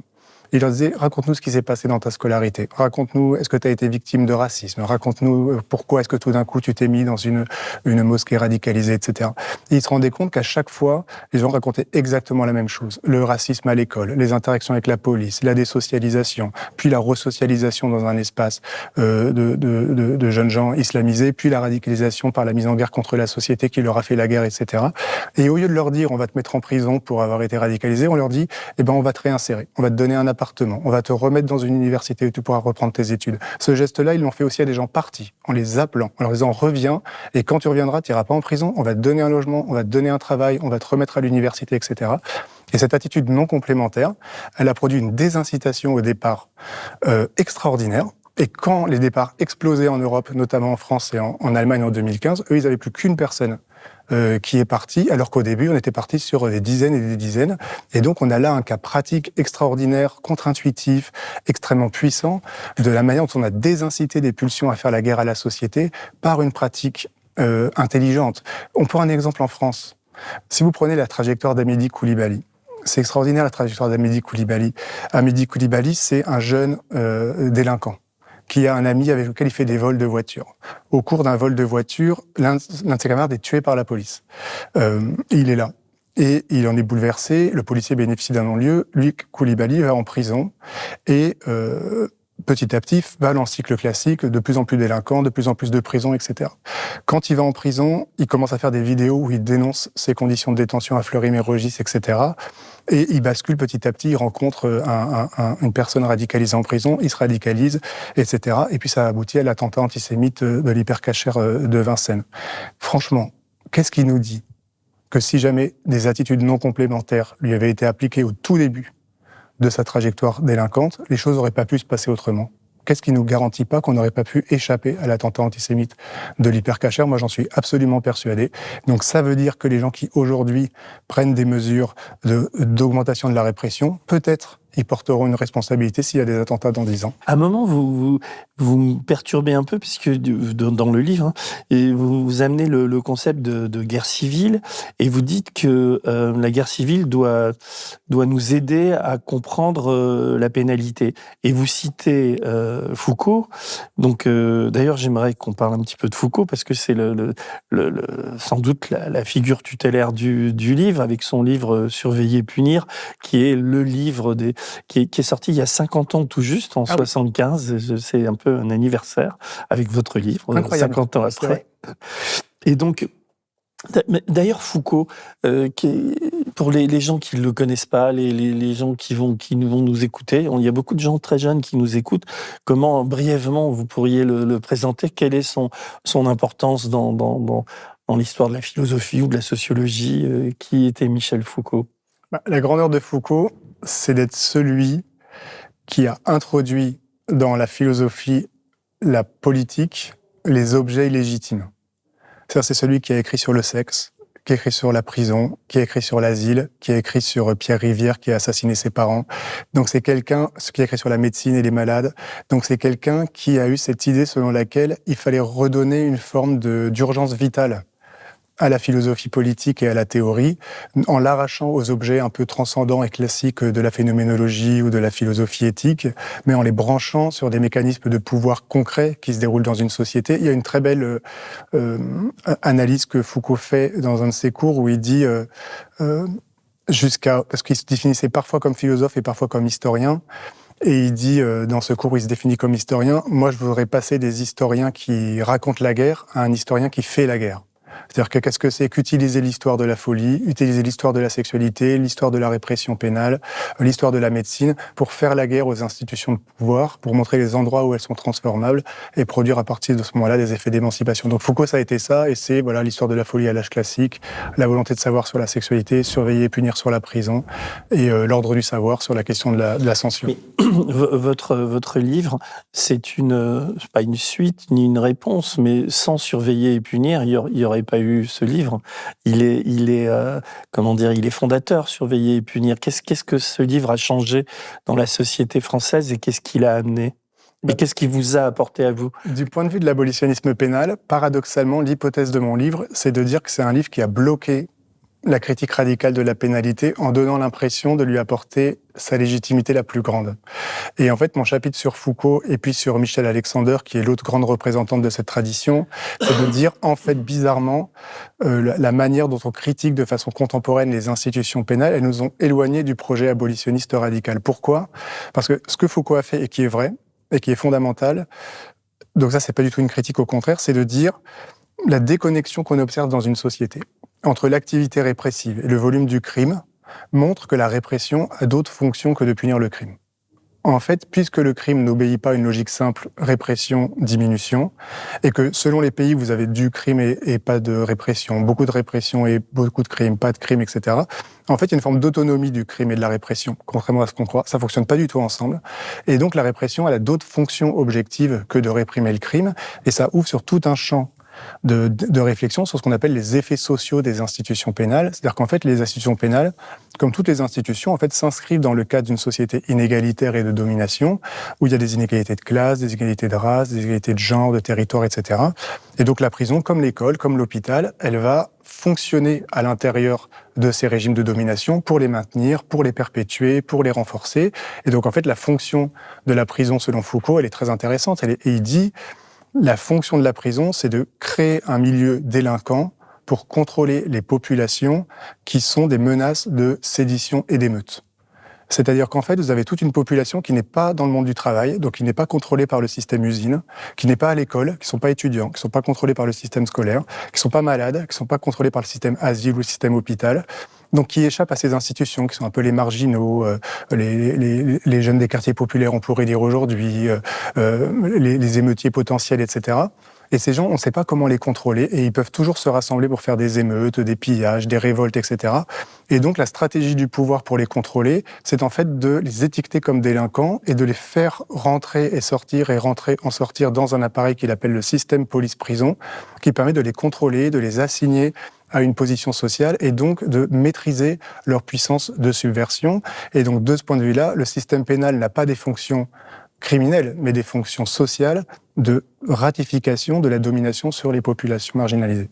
Alors justement, je voudrais citer Foucault, une citation très courte, page 134, qui de son livre, qui n'est pas dans Surveiller et punir, mais dans La société punitive. Oui. Vous le relevez, et je voudrais qu'on revienne sur cette histoire de guerre civile pour essayer de bien comprendre et de bien faire passer le rapport entre guerre civile et pénalité. Oui. Foucault dit « La guerre civile est l'état permanent à partir duquel peut et doit se comprendre un certain nombre de ces tactiques de lutte dont la pénalité est précisément un exemple privilégié. C'est la matrice générale qui va permettre de comprendre la mise en place et le fonctionnement d'une stratégie particulière de la pénalité, celle de l'enfermement. » Oui. Vous pouvez expliquer ça ? À partir du moment où on vit dans des sociétés d'antagonisme, dans lequel il y a des gens qui ont des intérêts, des capitaux, des profits différents, vous avez des gens qui ont intérêt à maintenir la domination sociale et des gens qui ont intérêt à la mettre en question. Et cette lutte entre les forces de la contestation et les forces de la conservation, c'est ce que Foucault utilise à travers la notion de guerre civile. C'est ça la société. En fait, ce qu'on appelle la pacification sociale, le droit, c'est des formes qui maintiennent la guerre interne à la société entre la classe des individus qui sont dominés. La guerre civile est permanente. C'est ça le monde social. À partir du moment où des gens meurent avant d'autres, à partir du moment où des gens travaillent le matin en se cassant le dos et que d'autres vivent dans des grands appartements, c'est la guerre civile. Il y a des gens qui utilisent le corps des autres pour vivre une vie privilégiée. Il y a des gens qui meurent avant d'autres pour que d'autres Sur les guerres civiles, au départ, on ne pense pas à ça quand on pense guerre civile. À partir du moment où il y a des gens qui meurent pour que d'autres vivent, c'est la guerre. C'est ça la définition de la guerre. C'est comme vous mettez des gens au front pour vous être derrière, vous mettez des gens à ramasser vos poubelles ou à aller dans des mines, et puis vous êtes protégés. C'est une guerre civile. C'est une utilisation de corps. On est en état permanent de guerre civile. Oui, à partir du moment où vous avez un système de domination, à partir du moment où vous avez des individus qui profitent de la vie des autres, qui les écrasent, qui les mettent en question, vous avez ce que Foucault appelle une guerre civile, ce que Bourdieu appellerait des systèmes de domination. Chacun après utilise son vocabulaire. Et donc, à partir du moment où des gens auraient des intérêts de contestation, le problème du pouvoir, c'est comment on les maintient, comment on les contrôle, comment on les discipline, qui est le mot qu'utilise Foucault dans Surveiller et punir. Et pour tout un ensemble d'individus qui ne peuvent pas être disciplinés par l'école, par l'hôpital ou par l'usine, c'est la prison qui va être le lieu de leur disciplinarisation. Ce qui est donc très important, c'est que la prison ne lutte pas contre la violence. Parce que la prison a intérêt à produire la violence pour pouvoir encore plus remettre les gens en prison, pour pouvoir les contrôler et produire un milieu délinquant. Ce qui fait qu'en fait, la récidive n'est pas un échec de la prison, mais la fonction de la prison. Je peux vous aider là parce que j'avais prévu de lire cette citation que je trouvais assez éclairante, page 144. Vous écrivez: Foucault fournit donc un argument puissant contre le système pénal. Il montre que, contrairement à ce qui est avancé, la prison ne lutte pas contre la délinquance. Elle ne lutte pas contre la violence. Elle nous fait croire que tel est son objectif, mais en réalité, elle se nourrit de la violence et des illégalismes. Elle les encourage même et les suscite. Elle crée les conditions de leur épanouissement, car cela lui permet d'étendre son pouvoir sur les vies des marginaux et des effectifs séditieux. Opposer la solution carcérale à la délinquance et à la violence de l'œuvre dans la société est donc absurde, puisqu'une grande part de cette violence est un effet de la prison et que la délinquance est une production du système carcéral. La secrété représente l'un de ses objectifs. Cette analyse invalide également la modalité traditionnelle de critique de la prison. Croire que l'on critique la prison en répétant qu'elle fabrique de la récidive, comme on le fait itérativement depuis 150 ans, ne sert à rien, puisque fabriquer de la récidive est le but de la prison. Oui, absolument. C'est pas mal comme... C'est magnifique. Surveiller et punir, c'est un immense livre, c'est un chef-d'œuvre, c'est extraordinaire, et puis c'est une inversion de pensée assez magnifique. Alors, qu'est-ce qui fait que, selon moi... Excusez-moi, là, en fait, dans cette citation qui est de vous, vous synthétisez surveiller et punir, en quelque sorte, et vous amenez une... Enfin, puis on lit, on se dit, OK, il a raison, quoi. Oui, non, et Foucault a raison. En fait, c'est vrai. Il y a la fonction de production de la récidive et d'un milieu délinquant. Il y a, aux États-Unis, mais aussi en France, la fonction de ségrégation raciale. Donc, il y a plein de dimensions comme ça, d'effets sociaux de la prison. Qu'est-ce qui fait que, selon moi, malgré tout, la construction d'un discours d'abolition pénale, elle doit être un peu en distance avec la thèse foucaldienne? C'est qu'en fait, ce que Foucault a opéré dans la tradition critique depuis les années 70, c'est de mettre au centre la prison. C'est de faire que, de fait, l'abolition, quand ce mot est utilisé dans les milieux militants, c'est l'abolition carcérale. Et c'est le mot qui très souvent revient. Est-ce qu'un monde sans prison est possible? Abolition de la prison, etc. Mais ce qui a diverti un petit peu l'attention par rapport à la question de la justice pénale. Parce qu'on oublie que si des gens sont en prison, c'est parce que des gens sont jugés et parce que des magistrats les mettent. En fait, s'il n'y a pas d'état pénal, il n'y a pas de prison. Mais la prison n'est pas indépendante de l'état pénal et des juges, et vous ne pouvez pas être contre la prison si vous n'êtes pas contre les magistrats. C'est les magistrats qui mettent des gens en prison, c'est le pouvoir de juger, c'est la catégorie de crime, c'est l'idée de répression qui est au principe de l'idée même de punition et d'emprisonnement. Alors le problème, c'est que Foucault, en nous ayant orienté notre attention sur les effets sociaux de la prison, il fait que, en fait, il lutte beaucoup moins contre la prison que contre la discipline ou contre la société de classe ou contre la guerre civile. Et il n'interroge jamais tout ce qui fait que la prison existe. Parce que quand vous écoutez Foucault, vous pouvez toujours vous dire, oui, bien sûr, c'est affreux que ça fonctionne comme ça, mais si on tue ta femme, si on vole ton sac à main, si on viole, etc., qu'est-ce que tu fais? D'accord? Et comme vous n'avez pas la réponse à ça, parce que vous n'avez pas attaqué le fondement du système pénal, mais en fait, les catégories pénales n'ont pas été interrogées et elles peuvent continuer à fonctionner dans nos têtes parce qu'on se contente de dire, moi, je suis contre la prison parce que c'est classiste ou je suis contre la prison parce que c'est raciste, mais on n'a pas interrogé tout ce qui fait que la prison existe et qui suppose à ce moment-là d'interroger la notion de victime, la notion de blessure, la notion d'individu responsable, la notion de crime, etc. Et donc, paradoxalement, l'analytique foucaldienne, elle nous a un peu éloignés de l'interrogation du centre du système pénal, de l'interrogation de l'idéologie pénale en tant que telle, et donc elle est un peu faible du point de vue d'une critique radicale de la pénalité. Alors, on va pas faire tout le livre parce que vous avez des chapitres, de longs chapitres sur deux sociologues pareils que moi je suis pas sociologue donc je connaissais pas, mais l'une c'est une américaine qui s'appelle Michelle Alexander et l'autre c'est un sociologue néerlandais, je crois qu'il s'appelle, son prénom c'est Luc Hulsman, et les deux vous permettent de construire d'avancer dans ce combat mental que vous menez contre le tout répressif. Il y a simplement une toute petite question. Jim Crow, c'est pas une personne physique, c'est le nom qu'on donne à un système. Vous pouvez un tout petit peu expliquer ça? Oui, le livre de Michel Alexander s'appelle The New Jim Crow, le nouveau Jim Crow. En fait, Jim Crow, c'est le nom qui est donné aux États-Unis au système de ségrégation raciale qui a été établi entre l'abolition de l'esclavage et les droits civils 1962-1964. Et donc, dans les États du Sud, quand il y avait un système d'apartheid et de ségrégation raciale, ce système, on l'appelle Jim Crow. Donc, il a été aboli en 1962 et 1964 par les lois sur les droits civils. Et ce qui est très intéressant, la thèse de Michel Alexander, qui est extraordinaire, et qui est de dire l'incarcération de masse aux États-Unis, c'est un nouveau Jim Crow, c'est-à-dire que la façon dont l'appareil pénal aux États-Unis cible de manière disproportionnée les Noirs par rapport aux Blancs a recréé un système de ségrégation raciale peut-être encore plus puissant que le système de ségrégation raciale au temps de Jim Crow à travers l'appareil pénal, et que donc en fait, on n'a pas aboli le système de la discrimination raciale aux États-Unis, on l'a reconstitué à travers l'appareil pénal, puisqu'aux États-Unis, il est légal de discriminer un criminel. Si vous êtes étiqueté comme criminel, on a le droit de vous priver de logement, on a le droit de vous priver de vote, on a le droit de vous priver d'emploi public, on a le droit de vous priver d'aide sociale, on a le droit de vous priver d'habiter dans certains quartiers, etc. Et donc, dit-elle, comme c'est légal de discriminer un délinquant, pour pouvoir discriminer les Noirs, il a suffi de les étiqueter comme délinquants. Et c'est à ça qu'a servi la guerre à la drogue qu'a lancé Reagan dans les années 80, qui s'est mis à faire exploser la population carcérale aux États-Unis, qui a pris des proportions complètement démesurées et délirantes. Il faut rappeler qu'aux États-Unis, 2 millions de personnes sont en prison, qu'un prisonnier sur 4 dans le monde est en prison aux États-Unis. Les États-Unis ont le plus. Si vous prenez toute la population carcérale du monde, 1 personne sur 4 qui est en prison l'est aux États-Unis. Aux États-Unis, 1 Noir sur 10 est en prison. 1 personne sur 10 qui est noire est en prison. Alors que c'est un blanc sur 110. Donc vous avez l'appareil pénal qui s'est mis à cibler de façon disproportionnée les Noirs dans la question de la consommation et du trafic de stupéfiants. Les études montrent qu'en termes de trafic et de consommation, les Blancs et les Noirs, c'est assez identique. Et les Noirs sont condamnés entre 50 et 70 fois plus que les Blancs pour des délits liés à la drogue. Le fentanyl, ils sont tranquilles. Puis ça les... Bon, ce qui produit en tout cas une inflation carcérale extraordinaire, totalement démesurée, ce qui fait qu'il y a même une auteure abolitionniste qui dit que les Américains sont une nation addicte à la peine, qui est une situation de peine alcoolique. Ils sont shootés à la peine, ils ont une espèce de folie de mettre les gens en prison et de punir.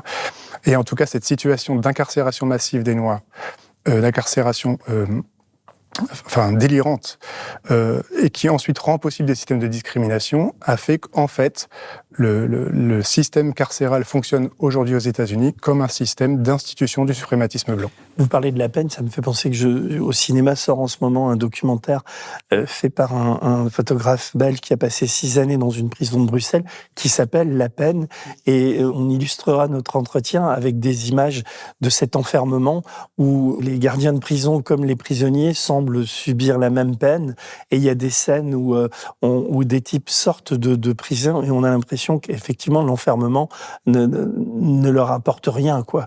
Il y a comme une inutilité de la peine. Il y a plus que ça, je dirais.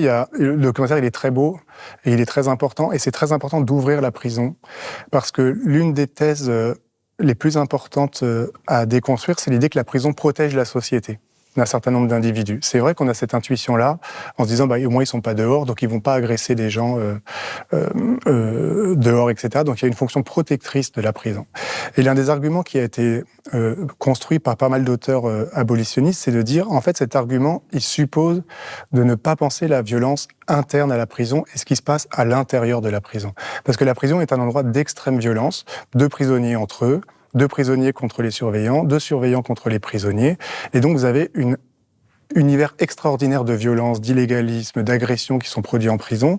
Vous savez que la probabilité de mourir d'un homicide est 2 fois plus grande en prison qu'à l'extérieur, qu'il y a 10 fois plus de suicides en prison qu'à l'extérieur de la société, etc. Donc, en fait, la prison est un espace d'extrême violence. Donc, quand vous dites que la prison protège la société de la violence, en fait, vous dites que les prisonniers et les gardiens de prison ne sont pas des hommes. Ils font pas partie de la société. Vous avez extériorisé ce qui se passe dans la prison de la société, et vous avez dit que la société est protégée, comme si le fait de violer un autre prisonnier, de l'agresser, de le battre, de battre un surveillant, d'être battu par un surveillant, faisait pas partie de la société. Et donc, en fait, c'est pas du tout vrai que la prison protège la société. Cette croyance-là, elle suppose de déshumaniser les gardiens de prison et les prisonniers, de pas considérer la violence qu'ils subissent comme une violence. Et donc, c'est un argument qui est absolument injustifiable d'un point de vue éthique. Alors, on pourrait, il faut qu'on, je sais pas qu'il faut qu'on avance dans l'entretien, mais il y a parce que je vais encore parler avec vous. C'est les gens doivent se dire, ok, abolitionniste, ça va, Geoffroy de la Gannerie, il veut quand même pas que quand on a des homicides ou quand on a des criminels en série, on les laisse dehors. Qu'est-ce que ça veut dire ce truc de tout abolir? Enfin, il raconte n'importe quoi. Donc on peut penser ça, mais quand on lit le livre, on voit que c'est pas ça. Et je voudrais qu'on arrive qu'on arrive à la question. Vous avez, c'est là où c'est plus que malin, c'est intelligent. Vous parlez de situations problèmes et de situations limites qui permettent d'aborder on va en parler, mais pas tout de suite, de ces grands criminels. Et vous échafaudez un certain nombre de scénarios, dont le premier, c'est assez provocateur d'ailleurs, c'est ne rien faire. Et vous dites, face à une situation problème qui n'est pas une situation limite, donc j'aimerais que vous expliquiez c'est la différence entre les deux, vous dites, on peut ne rien faire. Et le début du chapitre, c'est ça, c'est 5 lignes, vous dites, la première possibilité est la plus simple, mais ce n'est pas la plus facile, c'est peut-être en tout cas la plus radicale et la plus intéressante, car c'est la plus contre-intuitive. Et c'est une attitude qui est sans doute adaptée à plus de situations qu'on ne l'imagine a priori. Il s'agit tout simplement, lorsque surgit une situation problème, de ne rien faire. On abolit le système pénal, on ne punit pas, et on remplace ce système par rien. Oui. Est-ce que vous pouvez expliquer la situation problème et ce que vous sous-entendez ? Oui, à partir du moment où on essaye d'attaquer les blocs qui fonctionnent comme des fondements du punitivisme et qu'on considère qu'on ne va plus penser en termes d'individus responsables, mais comme on l'a dit à partir de Fauconnet, d'intrication de comportement, de socialisation, de milieu, ce que proposent les abolitionnistes que j'essaye de présenter dans mon livre, puisque c'est vrai que le livre, c'est aussi de présenter des auteurs qui sont peu connus, peu discutés, de traditions, qui ont réfléchi sur ces questions, c'est de penser non pas en termes d'individus et d'individualisme comme le punitivisme, mais de situation. De penser qu'en fait, quand vous arrive quelque chose, en grande partie, c'est lié à des situations typiques qui se répètent dans le monde, dont les individus sont prisonniers, les coupables et les victimes, et qu'en fait, c'est beaucoup plus les situations qui fabriquent des comportements problématiques que des individus en tant que tels. C'est justement quand apparaissent des individus qui, eux, ont des pulsions de destruction ou des volontés de détruire le monde ou des perversions psychiques, telles que c'est du viol en série, du meurtre série, qu'on bascule dans ce que j'appelle les situations limites, et que là, on est amené à réfléchir à comment on gère ces situations dans le chapitre consacré à ça dans mon livre. Mais de façon banale dans nos sociétés, c'est beaucoup plus des situations ordinaires, typiques, qui favorisent des comportements, des petits vols, des braquages, etc. Des vols de scooters, des vols de mobylettes, des disputes dans un bar, etc. À partir du moment où vous concevez que, par exemple, sur la délinquance juvénile, beaucoup des actes qui sont produits sont des actes un peu rituellement produits à l'adolescence, dans des phénomènes de petites bandes, etc., et que les gens vont, de façon très spontanée, y renoncer dès qu'ils vont rentrer dans la vie active, dès qu'ils vont rentrer dans la vie de couple, dès qu'ils vont sortir de leur bande, etc.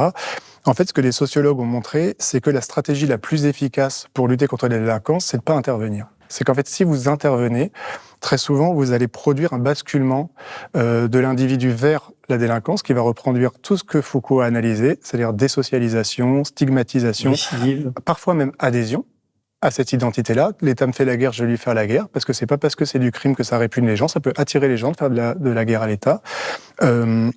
Socialisation dans un milieu délinquant, et donc ça va, ce qu'on appelle en sociologie, faire un phénomène d'amplification de la déviance. C'est-à-dire que vous allez produire le problème par le fait que vous allez le gérer, alors que si vous aviez rien fait, en quelque sorte, vous aviez laissé s'exprimer une pulsion comme ça, qui peut passer à l'adolescence ou pendant quelques mois, quelques années, et en quelque sorte, les gens vont arrêter spontanément, vont changer et vont renoncer à la délinquance, etc. On sait que, par exemple, dans nos sociétés, 75%, voire 80% des adolescents produisent au moins un délit par mois, ou par an, pardon. Je sais plus ce que c'est la statistique qui est dans mon livre.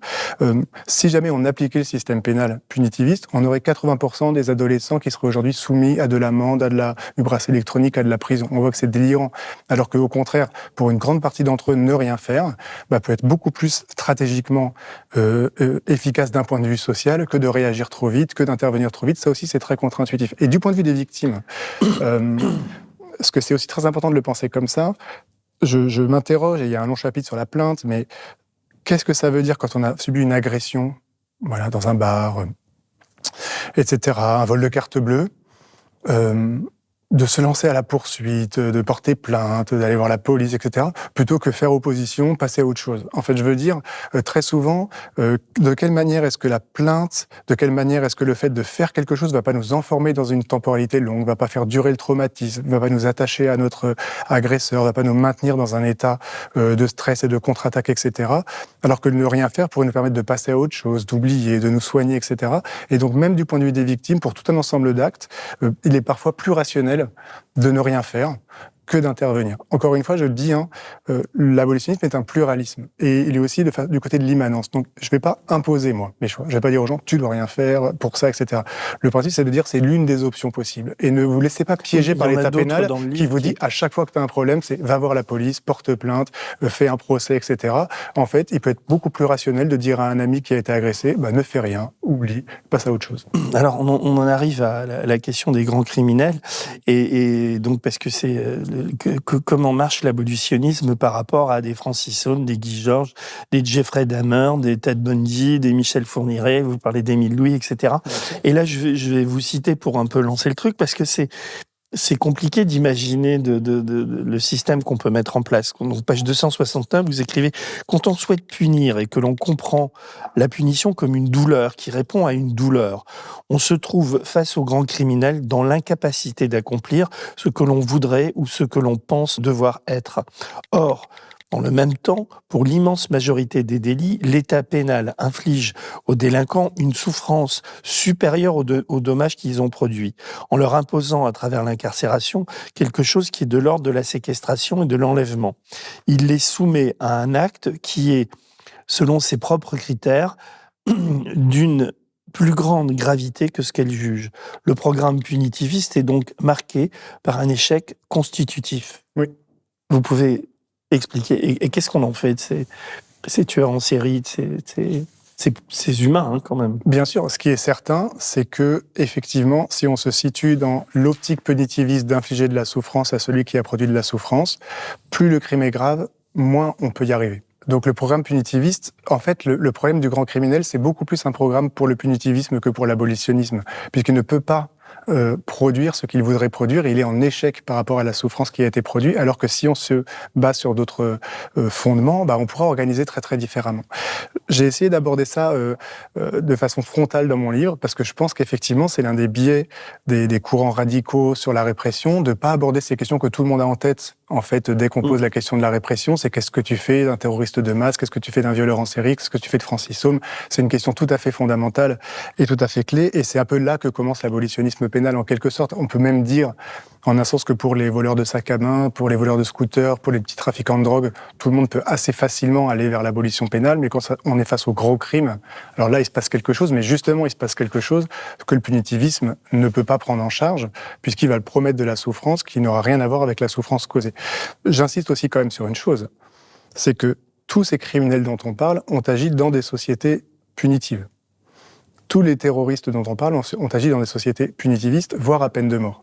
Donc on ne peut pas faire comme si c'était un problème des abolitionnistes pénaux, les tueurs en série, les violeurs en série, alors qu'ils sont nés dans des états pénaux, ils ont grandi dans des états pénaux, et ces états pénaux n'ont pas du tout désincité les gens de produire ces actions, voire même ont pu être complices de leur passage à l'acte, puisque quand on s'intéresse concrètement aux grandes enquêtes sur des tueurs en série ou des violeurs en série, comme le violeur de la Sambre ou comme Michel Fourniret, on constate que très souvent le meurtre en série est lié à des défaillances en série de la police et qui n'ont pas continué indéfiniment de tuer pour des raisons seulement d'intelligence, d'échapper à la police, mais aussi parce que la police traitait mal les affaires, entendait pas les plaintes, etc. Et que c'est aussi parce que la police fonctionne comme elle fonctionne dans nos sociétés que ces gens ont pu agir. À partir de ce moment-là où on arrête ces individus, et c'est pour ça que moi je suis pas pour une abolition de la police, quand il y a un meurtre en série, on arrête la personne, il n'y a absolument aucun problème par rapport à ça. L'idée de l'abolitionnisme pénal, c'est d'essayer de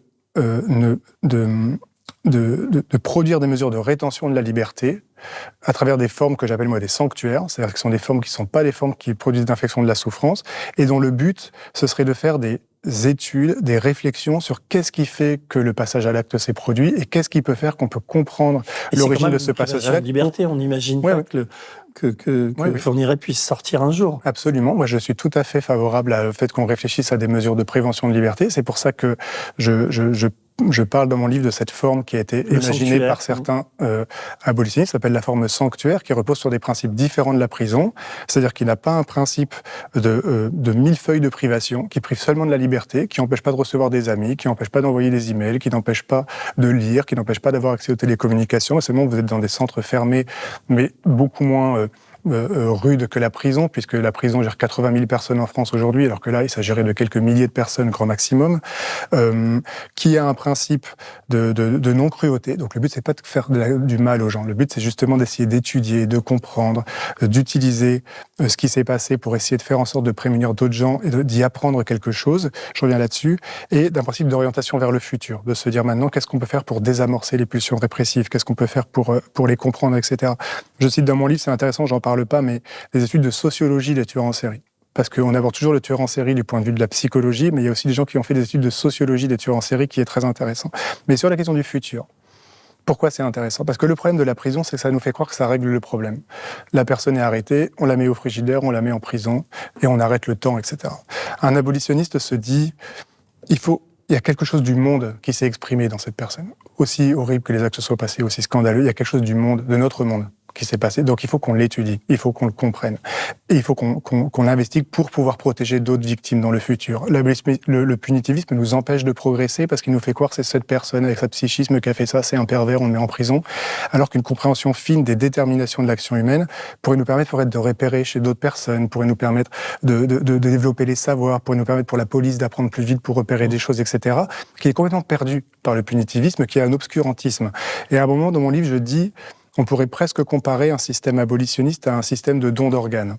C'est-à-dire, en fait, il s'agirait de partir du drame qui est arrivé à des individus pour essayer de sauver d'autres individus. Comme dans le don d'organes, quand vous avez quelqu'un qui subit un accident, sa mort paradoxalement peut aider à faire que d'autres personnes vivent. Qu'est-ce que ça voudrait dire ? Tout en maintenant ces gens dans des systèmes de rétention, tout en les privant évidemment de mouvement, essayer de comprendre, de s'entretenir, de réfléchir collectivement à qu'est-ce qui s'est exprimé à travers ces meurtres en série et comment est-ce qu'on peut à partir de là en tirer des leçons pour le futur.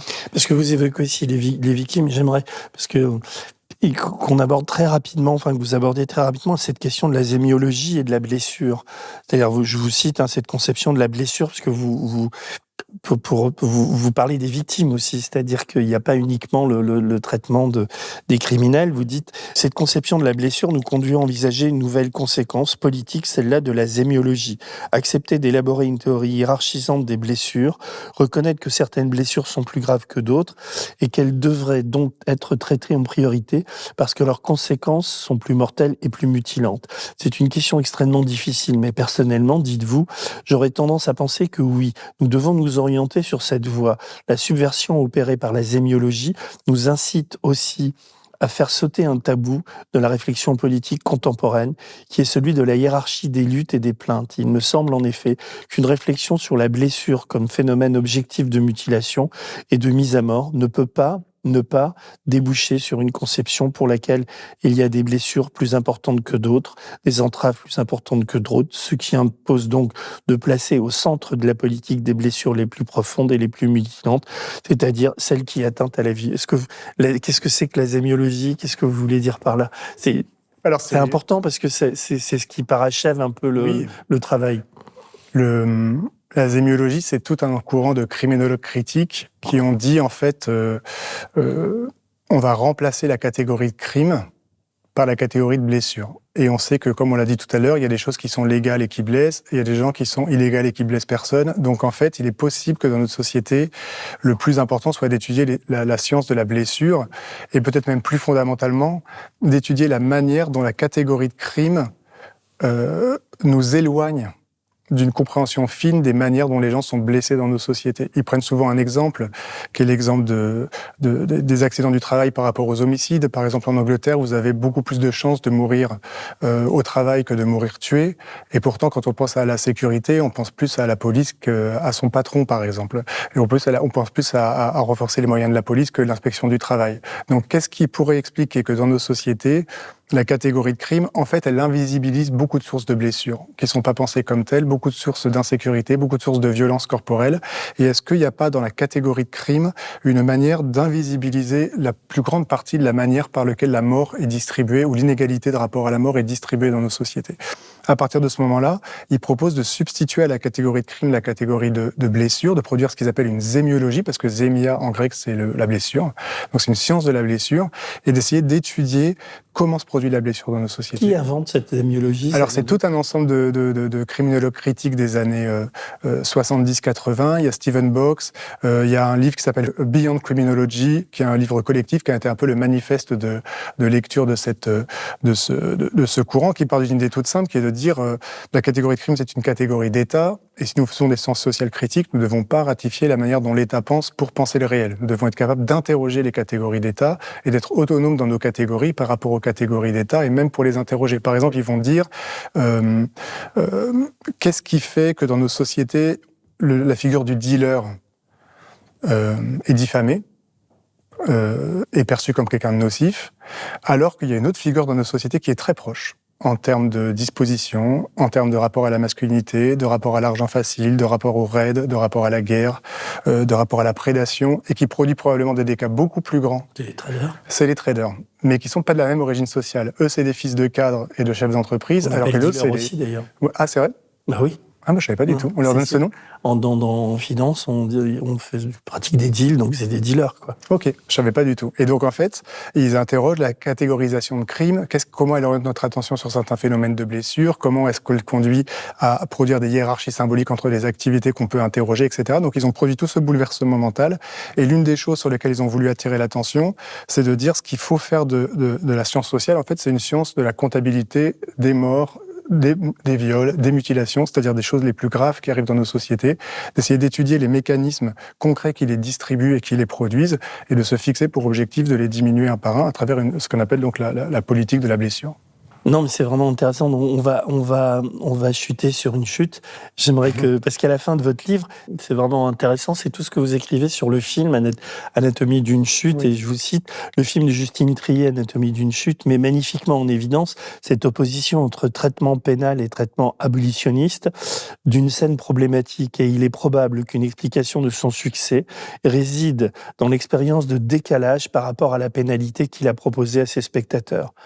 Le film commence ainsi par la chute, on l'a tous vu, enfin on l'a tous, pas tous, mais beaucoup l'ont vu, la chute de cet homme dans cette maison avec ce conflit amoureux entre elle, lui et puis le petit garçon. En quoi Anatomie d'une chute démontre votre thèse et pourquoi vous en parlez à la fin ? Oui, je pense qu'Anatomie d'une chute, c'est un grand film abolitionniste. Et comme je le dis, je pense que l'un des explications du succès du film, c'est le fait qu'en le regardant, on peut aboutir à une expérience morale qui nous permet de comprendre la mort de quelqu'un sans avoir de passion punitiviste, sans avoir de pulsion répressive, même si jamais c'était le personnage joué par Sandra Hüller qui l'avait poussé par la fenêtre.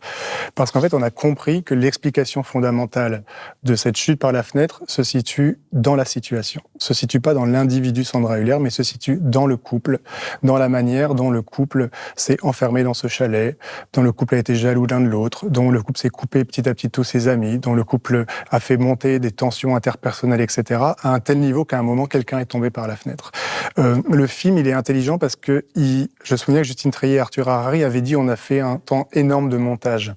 Et ils ont raison de le dire parce que le film, il fonctionne très très bien par un aller-retour permanent entre la scène judiciaire et la scène du chalet, en lequel il revient par des allers-retours permanents, comme s'il y avait une forme de procès sociologique du procès pénal, de dire en fait, le procès pénal, par le procureur incarné par Antoine Reinhardt, va en permanence fonctionner par une lecture individualiste. Il prend Sandra Hüller, il la regarde et lui dit est-ce qu'elle est lesbienne ? Est-ce qu'elle est colérique ? Est-ce qu'elle est jalouse ? Est-ce qu'elle a déjà levé la voix ? Donc il fonctionne par une espèce de lecture individualiste de la scène qui se résorberait par le fait si c'est elle, on la met en prison et c'est terminé. Et puis petit à petit, vous avez l'autre lecture. On s'est coupé de ses amis, on s'est engueulé, on était jaloux un peu de notre réussite, on était enfermé dans ce chalet, etc. Et donc il y a une espèce de description sociologique de la situation du couple qui fait comprendre que quelque chose de l'ordre d'une mort a pu se produire et qui fait qu'on comprend que l'explication pertinente, en fait, et la cause de la mort se situe dans le chalet, beaucoup plus que dans la personnalité de Sandra Hüller, à tel point qu'en un sens, si on voulait rendre justice, il faudrait détruire le chalet, en fait. C'est lui la cause de la mise à mort. Et c'est intéressant, cette idée-là, parce que ça fait exploser la naïveté des catégories juridiques. Dans le droit, par exemple, vous avez cette opposition entre suicide et homicide.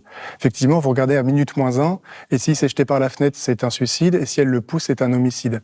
Mais le problème, c'est que vous savez très bien que la vie est complexe, et que parfois un suicide peut être un assassinat différé. Ça peut être des centaines d'humiliations, de vexations, de comportements toxiques, de mise en danger, etc., qui font que la personne se suicide, mais en un sens, elle est assassinée par un fait différé, ou assassinée par une situation.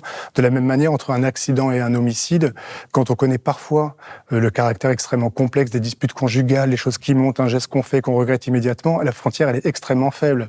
Et donc, en fait, ces catégories juridiques qui voudraient atomiser rendre abstrait c'est un suicide, c'est un homicide, c'est un accident, en fait, elles explosent par rapport au réel. Vous avez une dynamique de couple, vous avez une mise en tension, vous avez cette coupée de ses amis, vous avez la jalousie qui prend une telle proportion qu'à la fin, quelqu'un meurt. Et donc, c'est dans la situation qu'a le problème, on revient à notre catégorie, et pas dans l'individu Sandra Hüller. Et ça, c'est intéressant, parce que on a parlé du futur.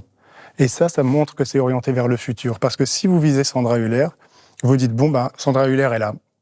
Tuer son mari, vous l'enfermez, c'est le passé au nom du crime et c'est terminé. Si vous montrez comment une scène de couple, une situation de couple, peut produire des tensions telles que quelqu'un tombe par la fenêtre, d'autres couples peuvent se représenter ça et peuvent se dire « je suis en train de vivre dans mon couple une expérience comme ça, on est en train de se haïr à deux, on est jaloux l'un de l'autre, on peut plus se supporter, on n'a plus d'amis, un jour il va me jeter par la fenêtre, ou un jour je vais me jeter par la fenêtre, et donc il faut absolument qu'on se sépare ». Et on sait que Justine Triet l'a dit ça. Elle a dit qu'au BAFTA, une femme était venue la voir pour lui dire « j'ai envoyé la vidéo de votre film à mon ex pour qu'il comprenne pourquoi il fallait qu'on se quitte. » Parce qu'elle a appris, elle a compris qu'elle était en train de vivre quelque chose dans sa vie qui pouvait ressembler à ça, et donc ça lui a permis de prendre des mesures pour se protéger, pour sortir de cette situation. Donc ça, c'est très intéressant parce que ça montre que si on pense en termes de situation, on peut aussi faire une pédagogie de la violence. On peut apprendre des violences passées pour se prémunir de violences futures. On peut fonder quelque chose d'une réflexion beaucoup plus fine des conditions de la violence. Et donc je pense qu'Anatomie d'une chute, c'est ça. C'est une pédagogie de la violence abolitionniste, orientée vers le futur, et qui montre que c'est beaucoup plus par des politiques de critique du couple, de critique de la fidélité, de critique de la manière dont fonctionne l'enfermement à deux, qu'on pourra régler le problème, par exemple, des violences conjugales ou des féminicides, que par l'enfermement d'individus. Alors, à vous lire sur Anatomie d'une chute, j'ai repensé à la première fois où j'ai vu le film et à mon accueil très personnel et très intime du film. C'est-à-dire que pendant très longtemps, je me suis demandé, comme tout le monde, mais elle l'a fait ou elle l'a pas fait. Et puis, un moment, face au film, je me suis dit, mais finalement, j'en ai rien à foutre. Exactement. Qu'elle l'ait poussé ou pas, le problème n'est pas là. Et c'est vrai que c'est pour ça que le film est très fort. Et je comprends très bien que vous l'ayez évoqué à la fin. J'ai une toute dernière question, et on va s'arrêter là parce que il est tard, ça fait longtemps qu'on parle, mais on pourrait reprendre 1 heure, mais après les gens, quand sur YouTube, ils voient que ça dure 3 heures, ils disent, je vais pas regarder. Mais on sait jamais. Des fois, il y a des vidéos qu'on fait que tout le monde... Non, c'est en vous écoutant et en lisant le livre. J'ai une dernière question, mais essayez je vous demande une réponse, faites la réponse que vous voulez d'ailleurs, mais c'est une question simple, c'est, pour vous, qu'est-ce que c'est qu'être juste ? En fait, je vais vous répondre de manière énigmatique. Je pense que si on va au bout d'une réflexion abolitionniste, et je pense que c'est à ça que on peut aboutir en radicalisant la leçon de mon livre, on pense plus le monde en termes de justice. On pense pas que la catégorie de justice est une catégorie fondamentalement intéressante pour penser le monde, et que nécessairement après une blessure, c'est quelque chose de l'ordre de la justice qu'il faut chercher. On pense en termes de bonheur, en termes de souci de soi, en termes de soins. Et donc moi, je vous dirais que penser par-delà le principe de répression, c'est essayer d'indexer la vie et nos institutions sur une théorie du bonheur et du souci de soi, beaucoup plus que sur une invocation un peu abstraite de la justice qui nous piège dans des institutions qui fabriquent un monde violent. Merci. Merci à vous. Bon, j'ai complètement oublié. C'est vrai que les entretiens fleuves comme ça, si vous voulez qu'on continue à en faire, avoir ces conversations que personnellement je trouve passionnantes, il faut vous abonner à Blast, faire des dons, nous soutenir. On est indépendants, on a besoin de tout le monde et de vous en particulier, parce que des entretiens comme celui que je viens de faire avec vous, Geoffroy, ça aide aussi, c'est très politique, quoi. Ça aide aussi à donner un message, j'espère, intelligent et une réponse à cette société complètement répressive dans laquelle on nous emmène d'une manière un peu inexorable en ce moment. Donc si on peut, grâce à ce type de temps un peu suspendu, semer des graines dans des cerveaux, en particulier des gens jeunes qui connaissent pas Foucault, qui vous connaissent pas, je pense qu'on aura réussi. Et pour ça, il faut nous aider, il faut vous abonner. Merci à tous et au revoir.